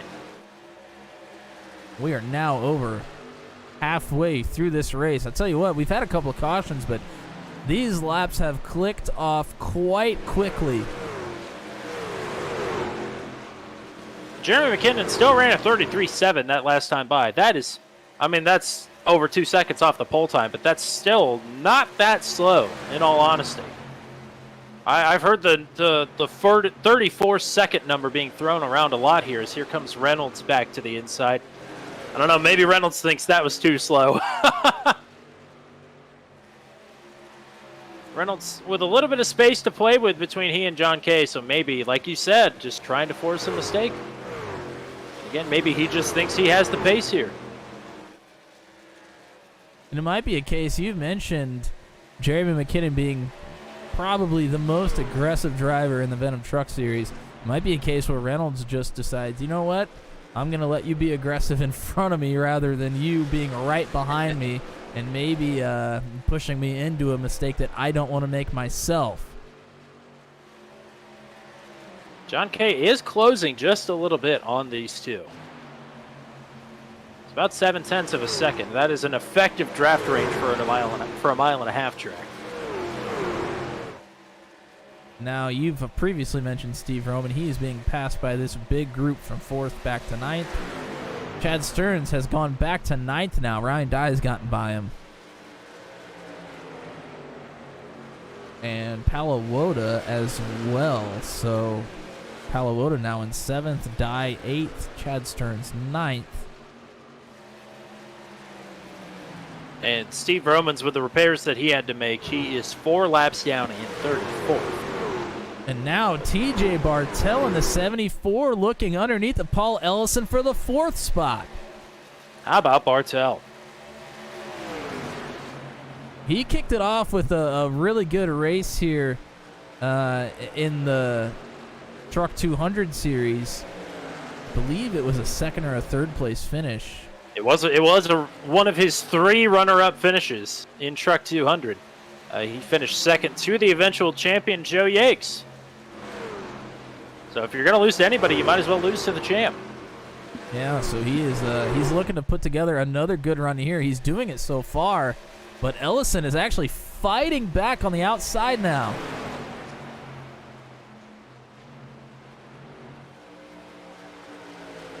More lap traffic for our leaders to contend with. They've gotten through, or at least the top 2 have. John Kay still trying to get around Ryan Borboom, who has gone a lap down.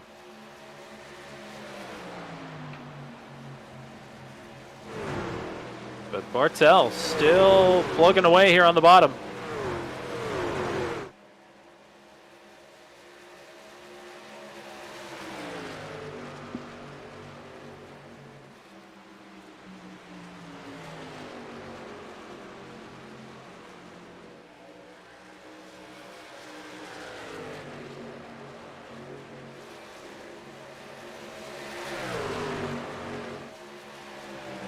Yeah, this race really has flown by. You're right.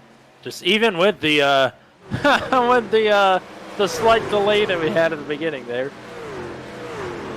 Yeah, slight delay, 2 cautions, and we're already on lap 67 of 115. I mean, this thing is flying by right now. Aren't they supposed to be 10% longer? Certainly does. Oh, Ellison's in the outside wall! Oh, no! Ellison loses at least 2 spots, maybe 3, maybe more. He might be in danger of losing all of those spots in that group. Ed Stearns is the blue car there. He is in position number 9, so it's a battle for 7th right now for Paul Ellison after the contact with the wall. Oh, and he's in the wall again a couple of times. Oh, my gosh. First time he's been out of the top 5 all day, and it's just starting to dogpile here a little bit. Well, you mentioned it last week. Once you hit it, it seems like it's a magnet. Yep. Especially here, especially with these tires, this tire wear. It is almost impossible to stay out of it once you've been in it once. Those last couple were pretty light contact. He's able to corral it and regroup here. It's Ryan Borboom rather in this group now. I think he just got up and trying to stay high for TJ Bartel. Trying to stay high. He checked a couple of people up. There was nearly some contact there between Poliski and Palawota. Here we go. I think again for the lead. Then again, maybe not. McKinnon just went all the way down to the wall, down to the grass, to block an advance from Reynolds. But then it's heating up again up top. And again, John Kay not too far behind, looking to capitalize if these two decide that mutually assured destruction is the way forward. If these two decide to tussle, there might be some tussling. Oh man, that was certainly close out of turn number 4. Right front to left rear, all locked and loaded there for the top 2. It's McKinnon across the line, but Reynolds is there on the bottom. Reynolds, a little bobble there, allows McKinnon to pull away on the top side. 4 now, truck length and a half. Ain't much here.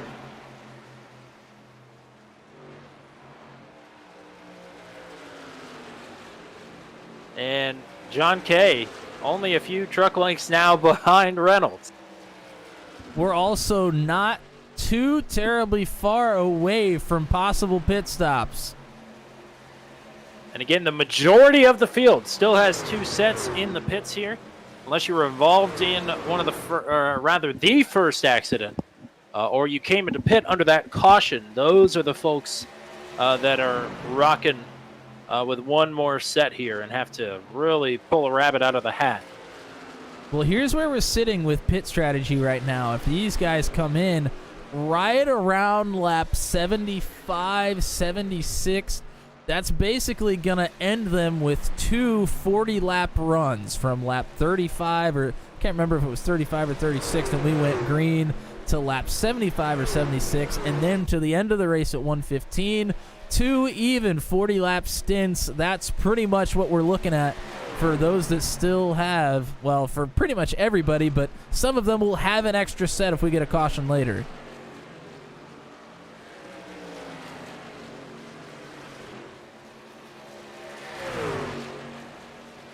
And as I say that, John Kay has decided to short pit. So John Kay into the pits. And not a bad idea. They talk about it all the time in real life, NASCAR, stock car racing, quite heavily. Larry Mack talks about short pitting a few laps to try to gain some extra track position on the pit stops. That is exactly what John Kay decides to do here. So that also brought Corey Rutherford into the pits as well, as now Reynolds is trying to get to the outside of Jeremy McKinnon. Not leaving each other a whole bunch of room there. And we've already seen netcode in that range. So how much do you trust your internet? Especially across countries. We're Virginia versus Ontario here up front.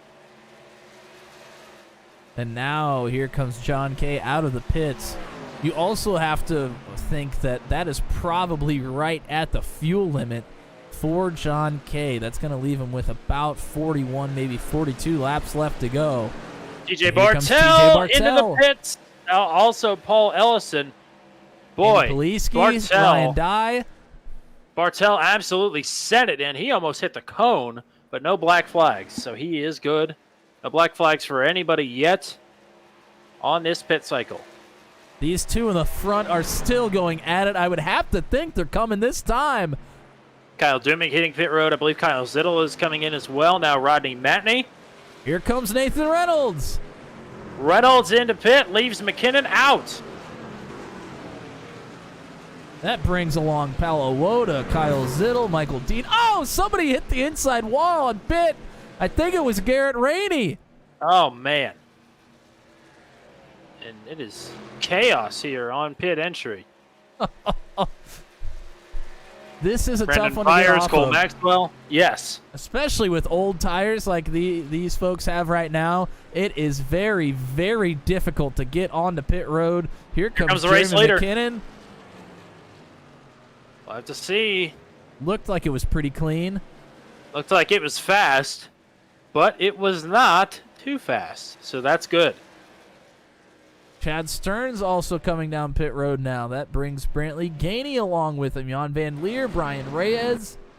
A lot of action going on here right now as we cycle through green flag pit stops. Pascal Samard is going to get credit for leading a lap. Chad Stearns just slid through his box, had to back it up. So I think Reynolds is going to get out ahead of McKinnon. It's just a question of how far and how much is an extra lap going to help McKinnon down the road here. Well, we're here with Nathan Reynolds right now, and McKinnon is in the middle of 1 and 2. Yes, just coming out on the apron, and Reynolds will get by him. Here comes TJ Bartell right behind McKinnon as well. So John Kay is well ahead of Nathan Reynolds here. He just crossed the line. Still not the leader yet. Pascal Samard is still out. And he is coming into pit. That will give the lead to Luke Peterson. So still a few stragglers here hanging on. And I'm not too sure Pascal didn't just spin it into the pits. Oh, and John Kay has some traffic to contend with here. Woo!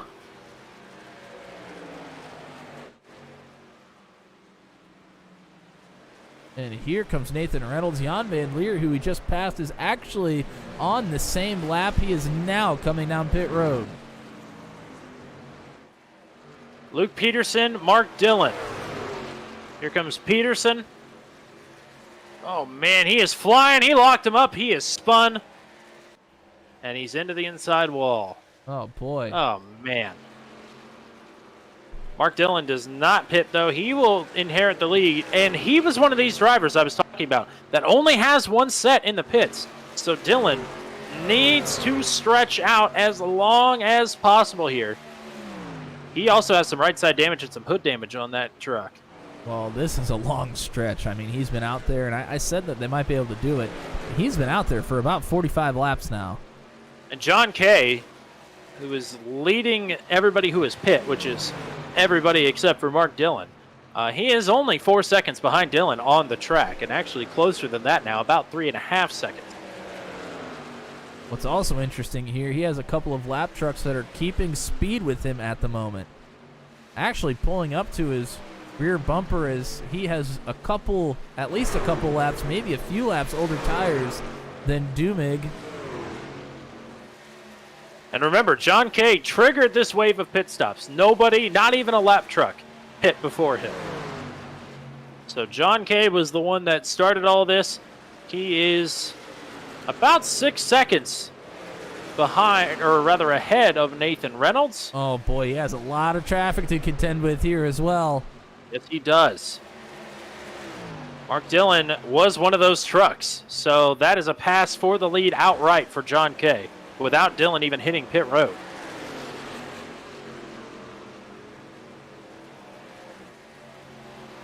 Reynolds is actually not too far ahead of Jeremy McKinnon here. McKinnon's done a nice job getting back up to speed. He's only 0.6 behind Nathan Reynolds. Yep, and TJ Bartel is in tow with him as well.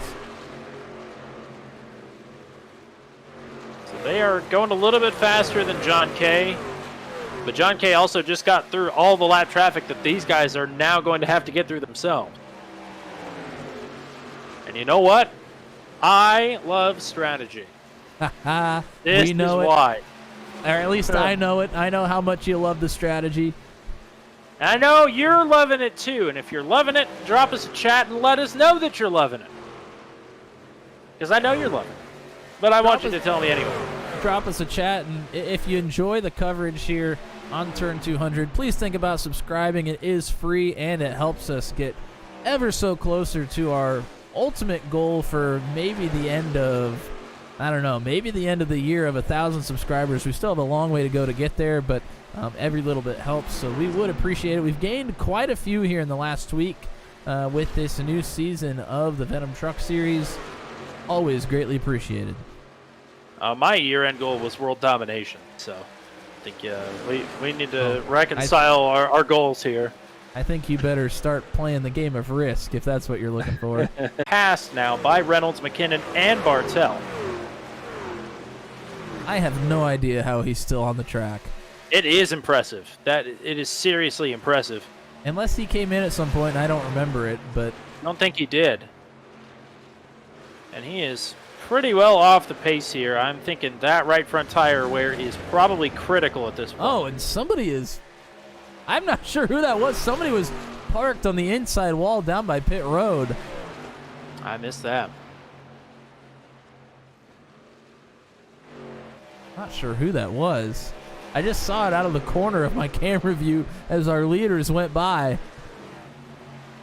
So the gap has shrunk about 1.2 seconds across the last 5 laps.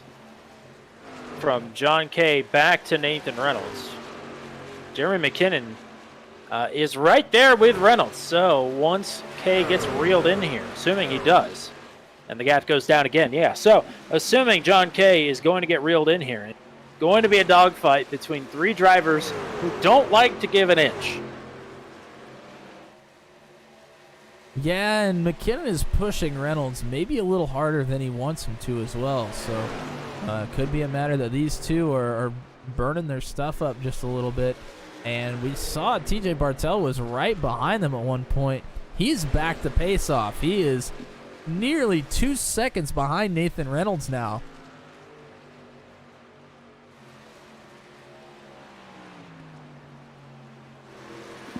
So working lap. Sorry, go ahead. Oh, I was just going to say that might be the case for John Kay as well, who has a little bit of traffic in front of him. McKinnon and Reynolds working not around traffic, they're working around themselves. McKinnon dives to the inside of the 38 in turn number 3.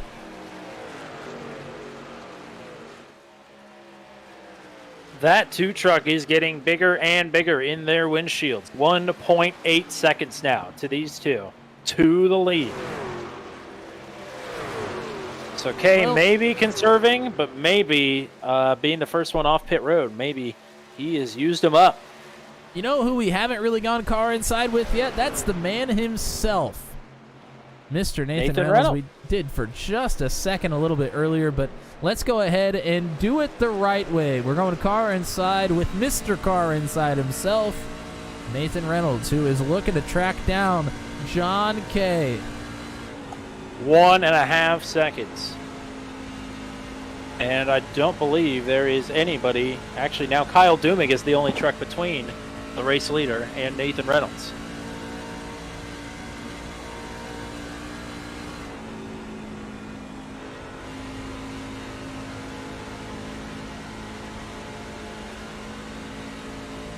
And Nathan Reynolds, calm, cool, and collected, as we always expect. He's just glancing at a couple of different gauges that he has. It looks like a couple of comments to a teammate, but for the most part, as he is flirting with the outside wall. He picked up 4/10 that last lap, and also dropped McKinnon by 3/10. So Reynolds doing something right here. Yeah, maybe Reynolds, it's the toe from Dumig, but maybe it's just Nathan Reynolds. Maybe he's the difference. I mean, we saw it at Darlington last season in the endurance race. Later in the race, he just found a groove and he stuck to it, and he just made it happen. It seems like that might be what is happening here as well. He has Dubig on the outside. Was that contact? Dubig is up into the wall. It looked like Reynolds' truck Certainly, there was moved actual sideways. contact between the two. There definitely was contact. But Dubig did a good job, pointed it, keeping it pointed in the right direction, and kept on rolling. And that was not for position. Dubig is at least, I think, 1 lap down. Yes, he is 1 lap down. He's lost a couple of spots as a result of the contact.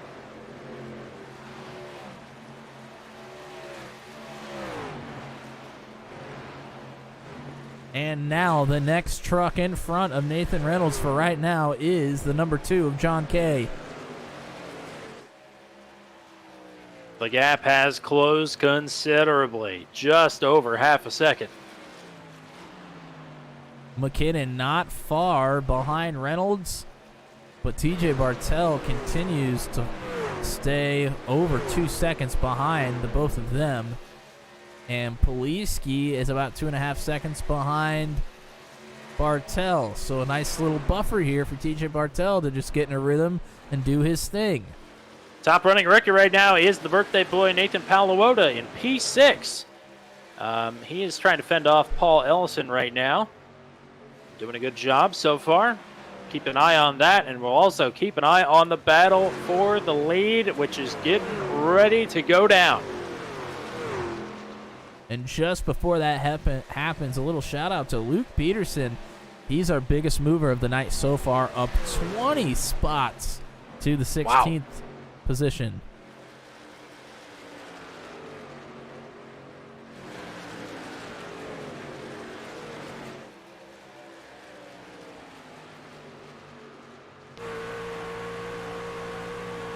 Reynolds is there, 0.3 of a second and closing. Here he is. You see him right out the back of John Kay's truck. That is the man, Nathan Reynolds in the 38, McKinnon in the 12, just behind him. All-State John Kay. We'll have to see how good of hands Nathan Reynolds is. We'll have to see how well John Kay's hands have saved the tires on this truck. Lap traffic ahead is last week's 5th place finisher Kevin Sargent. Running a throwback paint scheme here tonight. Looks lovely.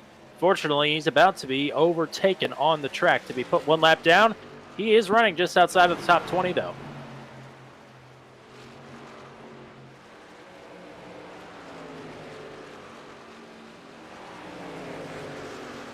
Lap number 99. Is this the lap that Nathan Reynolds gets back to the front? The pursuit stalled just a little bit there. Didn't make up much ground that last lap around. Oh, Reynolds is way loose. McKinnon is... wall out of 2. I don't think he hit it. I think he got super loose. Reynolds was also fairly loose. But I don't think McKinnon actually got a piece of the wall there. The right side of the truck looks pretty clean as well. At least from the blimp cam. However reliable that is.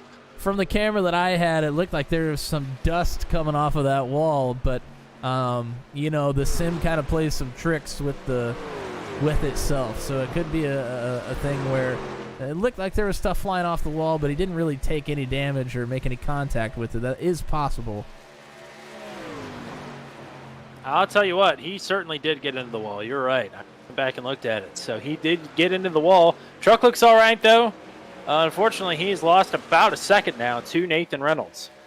And Reynolds is still on the move here. Yeah, it's a 2-horse race for right now.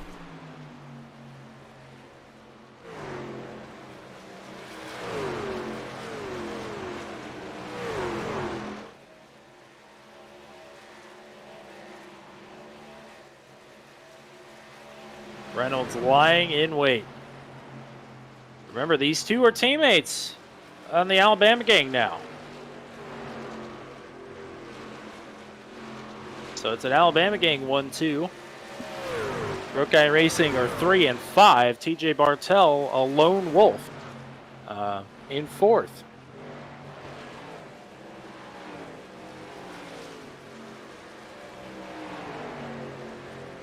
I think Brian Borboom has just hit the wall and got a meatball flag, if I'm not mistaken.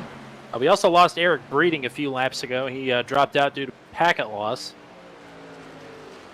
The gap now is 1 truck length between Reynolds and John Kay. 1:03 up on the board. 13 laps to go.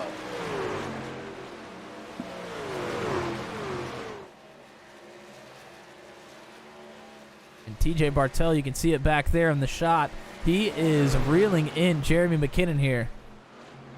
He's not just reeling in Jeremy McKinnon, he's reeling in everybody. He was 3.5 seconds back. Now he's 2.5 seconds back. So Bartell playing the long game. We'll keep our eye on him, but we'll keep our eyes on Nathan Reynolds as well, as he is starting to try and put the moves on his teammate for the top spot. K down to block. Whoa, Kay's loose! Whoa! Fishtailing still, now he's held onto it. Those tires are going to be hot, though. Reynolds going to the outside, maybe. Oh, Reynolds is loose. Oh, man. These tires are gone. We're not even at 10 to go yet. We are creating some great battles here. Bartell is trying to work over McKinnon for 3rd, as Reynolds trying desperately not to be a part of whatever is coming with that 74 truck. He wants to get out and set sail. Well, McKinnon has held up Bartell quite a bit here. Lost a couple of tenths.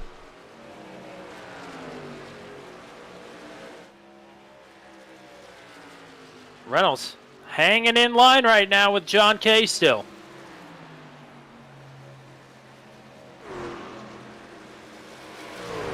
It looks like Bartell has gotten around Jeremy McKinnon now, so he can set his sights on putting some good laps together. These guys had one-on-one battles twice last season, and their records are 1-1 each. John Kay got the best of Nathan Reynolds at North Wilkesboro. A couple of weeks later, Nathan Reynolds got the best of John Kay at Rockingham in the season finale. These guys are right back to battling.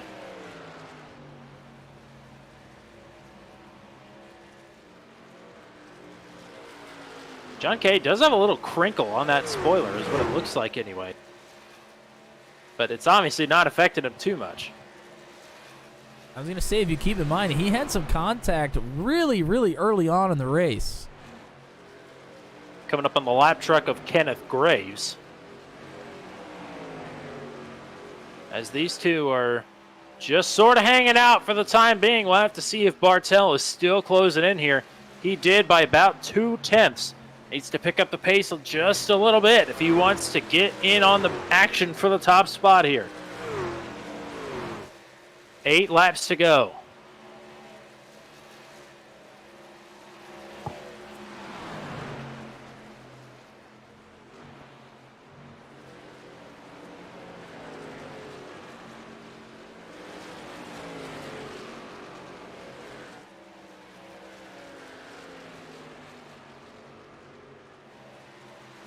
Pretty much negligible ground made up for TJ Bartell that time around.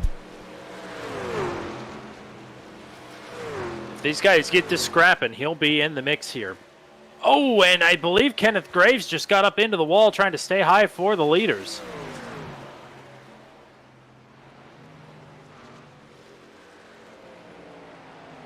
John Kay has migrated to that really, really high line.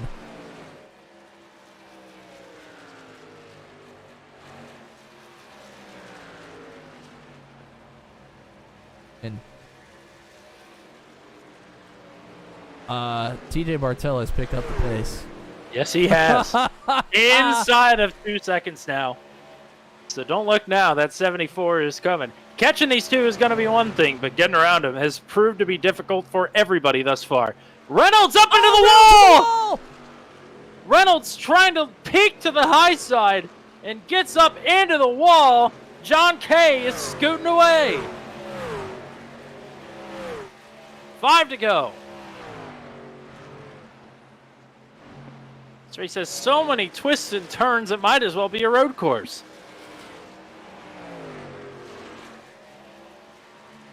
It's Wow. Kay's race to lose as Bartel is going to go to work on Nathan Reynolds for second. And there is a big wrinkle on the right rear side of Nathan Reynolds' truck.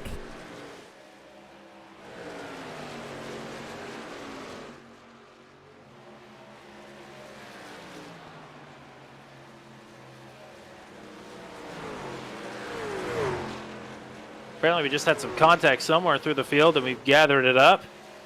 Reynolds is looking really, really loose. Bartel about to pounce maybe. Stays in line with him.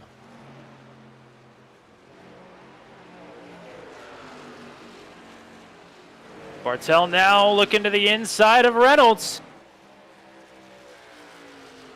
He is going to take that second spot, and he is only 1 second behind with 3 laps to go. Does he have enough time? He is going to have to mount one heck of a run here if he's going to even want to catch John Kay, let alone get around him.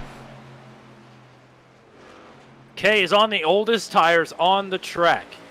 Bartel did a brilliant job of laying back and saving.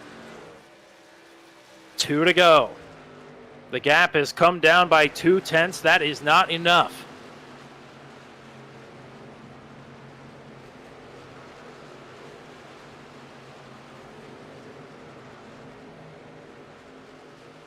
Nathan Palawotis found his way into the top 5. Andy Poliski, I think, had to make a save a few laps ago, has dropped back down to 8th.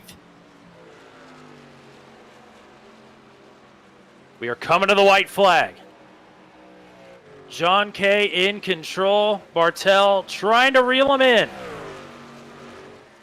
Gap has come down by another 0.2. It's still over half a second for Bartel. Can he find something, anything, to get his way up to the lead? Or will it be second again at Atlanta? Boy, he's trying everything he has. He was way up in the wall out of turn 2. It's been a brilliant drive for Bartel, but it is not enough.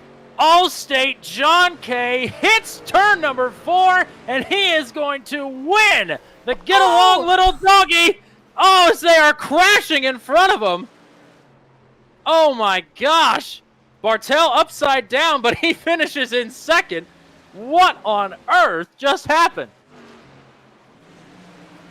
I apologize. I didn't mean to ruin your call there, but No, I think the call was ruined by the crash that happened right in front of. I mean, that is a heart-dropping moment for John Kay, who had not hit the line yet. He said to swerve way to the bottom. You're right. He had not crossed the line. I mean, that really could have been Bartel's big moment there, but John Kay is going to hang on. John Kay is your winner at Legacy Atlanta, and he has claimed his 3rd career Venom Truck Series victory. Incredible. Well, but what a drive by TJ Bartel, though. I can't stress that enough. And I would have liked to have known how far or close he actually would have been before the crash happened. Officially 0.9 of a second behind. Yeah, I was going to take a look at the replay there for John Kay coming to the line there, but we'll let him celebrate as he should. And he's got his pit vipers on and his driver details little graphic here. Love it. I believe he told me that picture was a Snapchat that he saved. And it was, what did he say? I think the caption is, "You've made it to the hillbilly final boss." Well, and unfortunately, nobody could beat the final level here tonight, and John Kay is walking away as the winner. assuming he passes post-race tech anyway. Well, let's go ahead. We're going to go cockpit view here with John Kay and see what he saw as he was coming to the line to take the victory.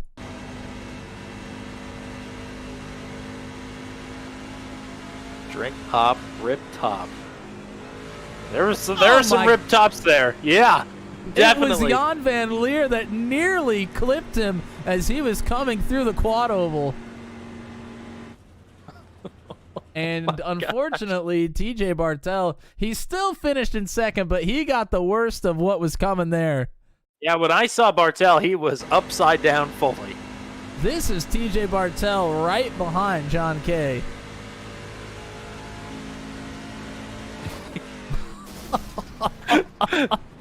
Oh my goodness.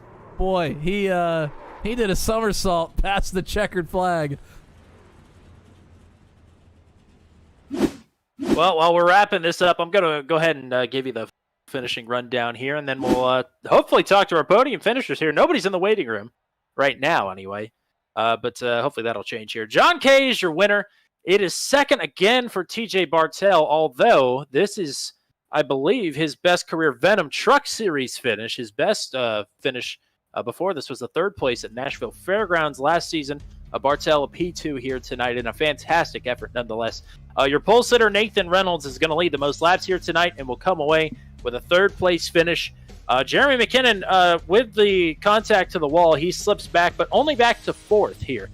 So it's a good finish here tonight for Jeremy McKinnon, who got up front and led a lot of laps here tonight. Nathan Palawota, your highest finishing rookie, is going to finish with a top 5 on his birthday. How about it? Great run for Nathan here tonight. Ryan Dye, 2-time champion, will finish in 6th here tonight. Michael Dean, how about a 7th place for Dino here tonight? Great run for him. Chad Stearns drops down to the 8th position. Paul Ellison will finish down in 9th. Kyle Zittel, 2 top 10s in a row for the decent one. Andy Poliski with a couple of moments there in the closing laps. He drops all the way outside of the top 10. P11 for last week's winner at Daytona. Rodney Matney, a good run for him here tonight. That is a 12th place finish for Rodney. That's his, I believe, his best finish since he came back here last season. Will Salamone down in 13th here tonight. Pascal Simard, another 14th place finish for Pascal. Tyler Bergert will finish in P15 here tonight. Pretty good run for Tyler. Luke Peterson, a lot to overcome for him here tonight, but he goes up 20 spots to 16th. Colt Maxwell finishes in 17th. Corey Rutherford in 18th. Brian Reyes in 19th is the last truck on the lead lap. And it's Brandon Byers down to P20. Michael Krall in 21st. Mark Dillon, who put in the longest stint of the night. He will finish down in 22nd.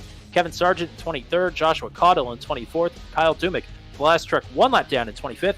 It's Austin Holyfield in 26th. Jan Van Leer 27th. Brantley Gainey 28th. Kenneth Graves in 29th. And Garrett Rainey down in P30. The rest of the field, Ethan Patterson 31st, Steve Roman 32nd, and then DNFs from here on out: Ryan Borboom, Eric Breeding, Paul Sargent, Oz Kanar, Brody Gunter, Don Milkowitz, and Joshua Benjamin, and I guess technically a DNS from Greg Roberts, Flinky. I don't know why I couldn't think of his name, but he did not, after the server problems, he was not able to rejoin the session. So we'll go ahead and talk to your third place finisher here. Did I drag the right person up? I did. Okay. It's Nathan Reynolds, who will finish in the third position here tonight.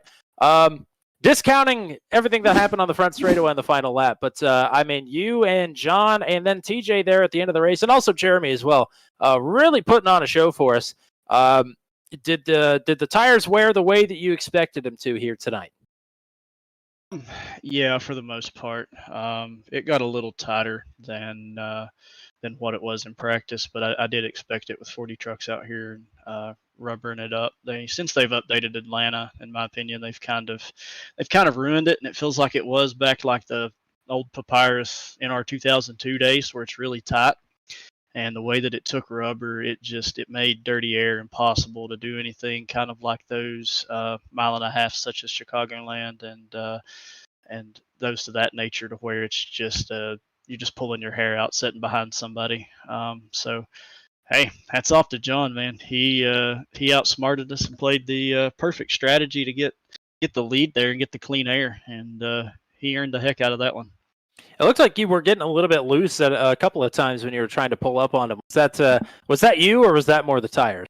A little bit of both. It was getting a little more loose than what I would want it to, but I was trying to break it loose just to stay off the right front because my right front was significantly lower that run. It was about 20% more as the track took more rubber. It was 36% that final run, and the one before that it was 59, and that was with being behind Jeremy. So it was getting significantly tighter, and I was trying my best to loosen it up, and then I was trying to get to the bottom there, and then I made a move that I, looking back, never should have made. Knew better than to make, and tried to run the top, and it just sucked me into the wall, and that was kind of the end of it there. Matt, what do you got? First of all, congratulations on a podium. I know maybe not quite what you were looking for, but still a good run nonetheless. Racing Jeremy McKinnon, one of the most aggressive drivers in the series, especially after that last green flag pit stop with him behind you. Was he pushing you a little bit harder than maybe you wanted to run, or were you looking to pretty much put the pedal to the metal there for that last little stint?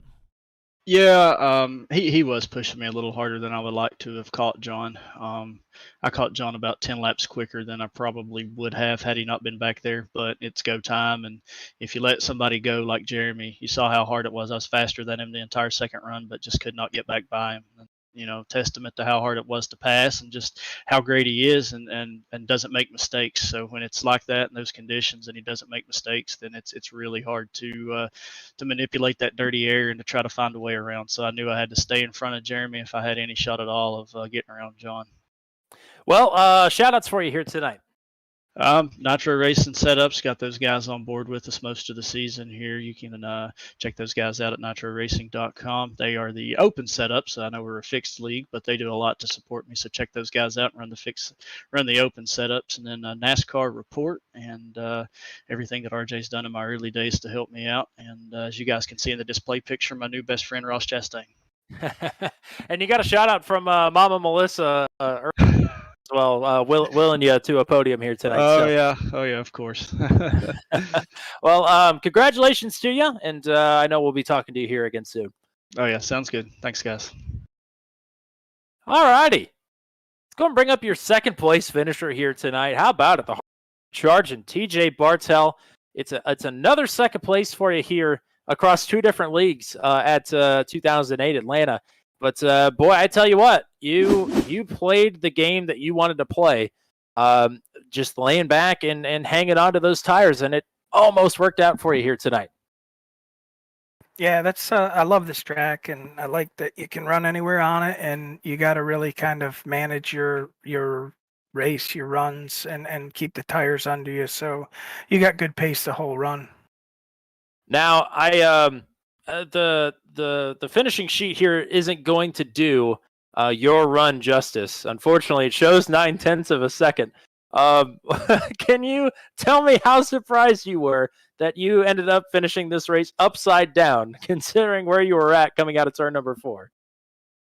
Yeah, that was a shocking moment there when those trucks came across. Like, they were like too wide across, broadways across the track, and I was like, oh no, I'm not going to miss these guys. I don't know how John K did, but I was just hoping that it wouldn't cost me any spots because I knew Nathan wasn't too far behind me. Well, luckily for you, you come away with a P2 here tonight after a quiet Daytona.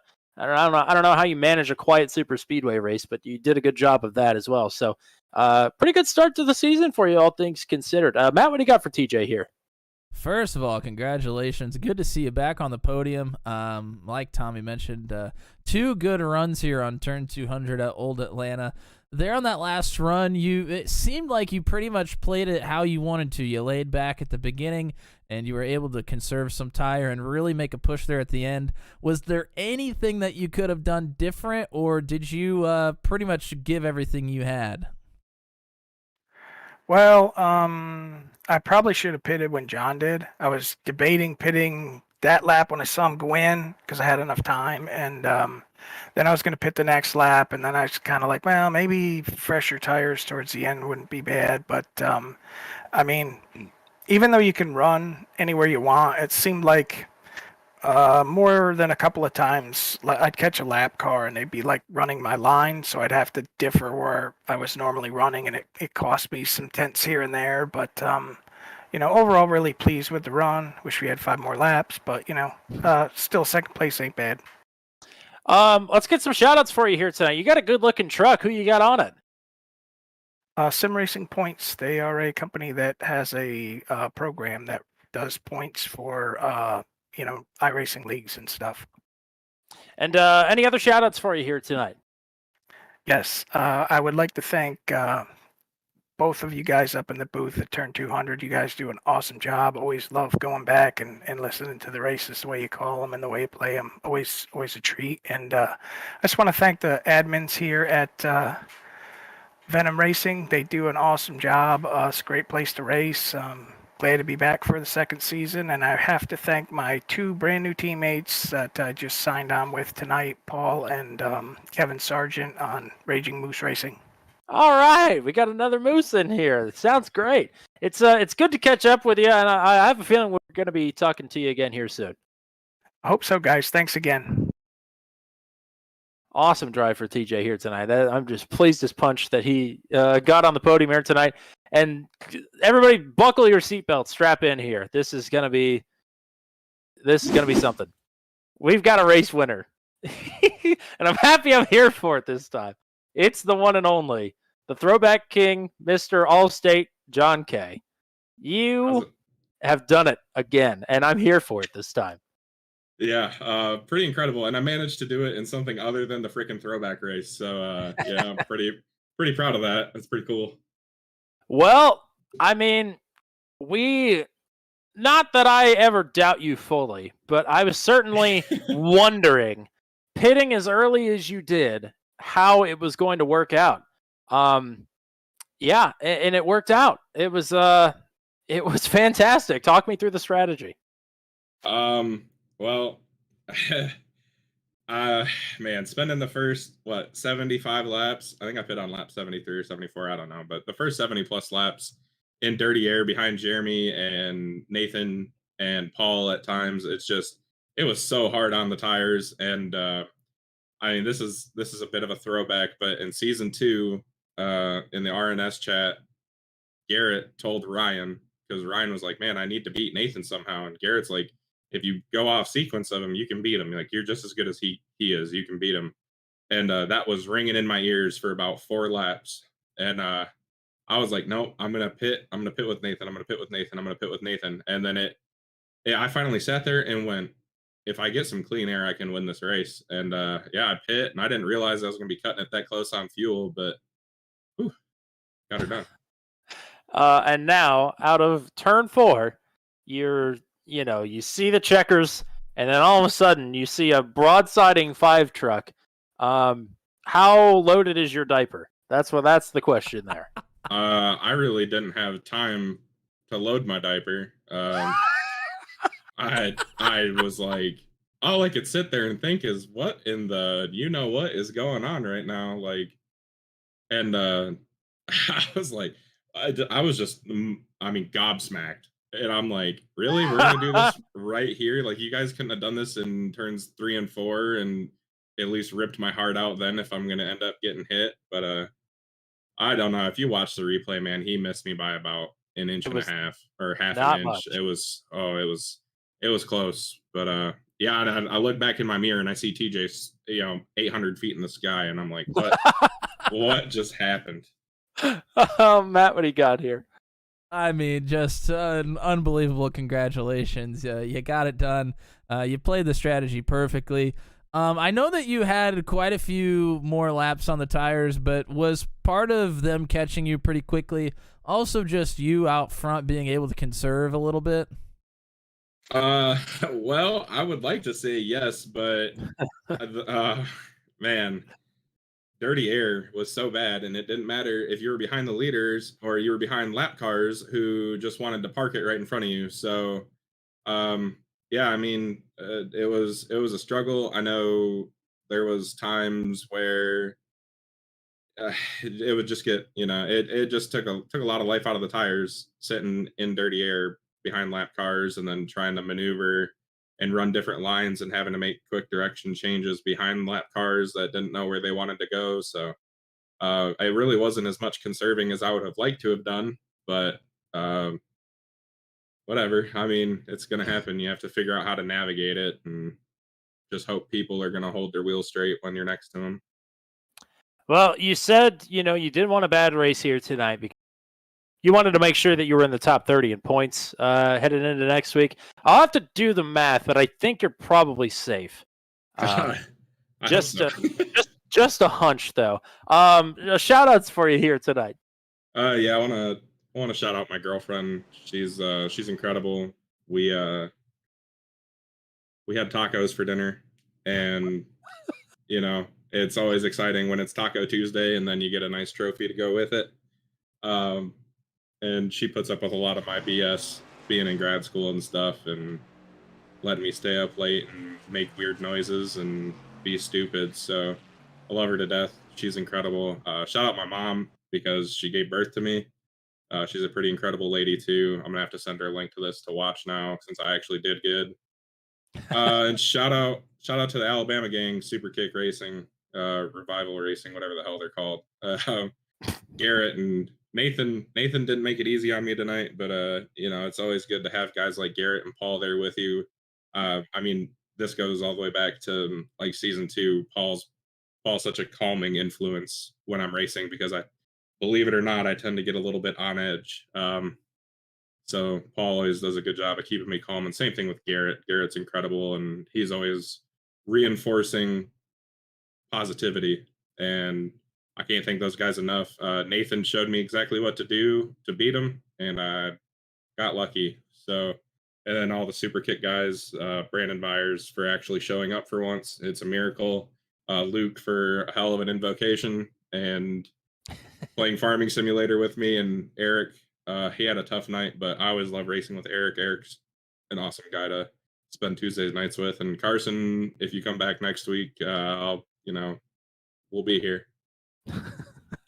Well, shout out to you. Shout out to the Venom podcast as well. You had us on this week. We really appreciate it.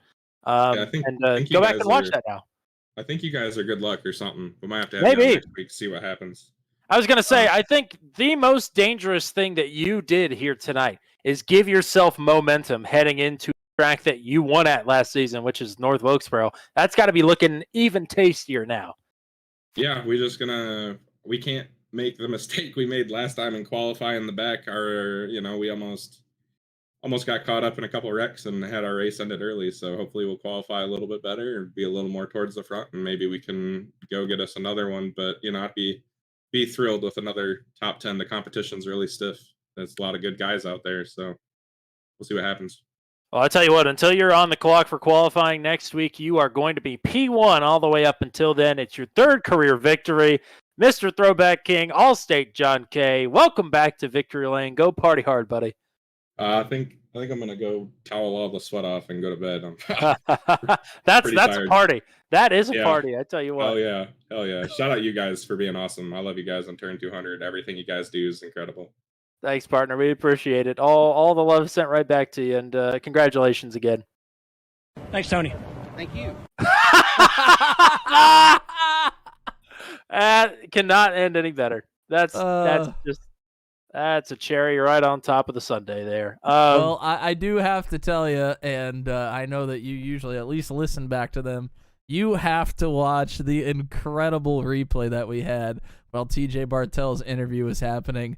Yeah, you gotta watch it. So all right, I'll be going right back to that after this. And if you're still watching with us here, thank you very much. We appreciate it greatly. If you haven't already, hit subscribe, hit like on the stream. And we appreciate your time as always, and your patronage, and your patience here tonight as well. A little bit of a longer stream than we were expecting. You'll have that from time to time though. So shout out to everybody at the Venom Truck Series who handled that issue swiftly and concisely, and all is well in Venom Truck Series land here tonight as a result of some quick thinking. Mr. Matt Williamson, what do you got here to box us up and send us home? I mean, just this one was one that I had circled for a darn good race. and it delivered by far, even more than I could have expected and could have hoped for. A shout out to all the drivers here tonight. This one was always going to be tough, no matter if we had to endure a 1 a.m. start time and then switch it over, or anything else, all the tire wear that was happening, a wreck right at the final finish line for John Kay. Just craziness all around, but shout out to you drivers that come in week in and week out and make it possible for us to even bring coverage to the fine folks out here in YouTube land. So shout out to everybody out there. Well, that's all we got for you. We will have coverage of next week's event. And I gotta go look because the name just got posted today, and I don't remember what it is. I'm sure it's probably ridiculous, though. Not too ridiculous. It's the Moonshine Runoff Party 165, sponsored by Super Kick Revival. 165 laps at North Wilkesboro next Tuesday, same time. You're going to want to be here. Be sure to hit that bell so you know exactly when we are going live with round number 3 of the 6th season of the Venom Truck Series. But until then, for everybody here at Turn 200 and the Venom Truck Series, for the GOAT, Mr. Matt Williamson, I have been Tommy Cook. Until we meet again here, we say so long from virtual Legacy Atlanta Motor Speedway, where John Kay has taken the top marks for the 3rd time in his career.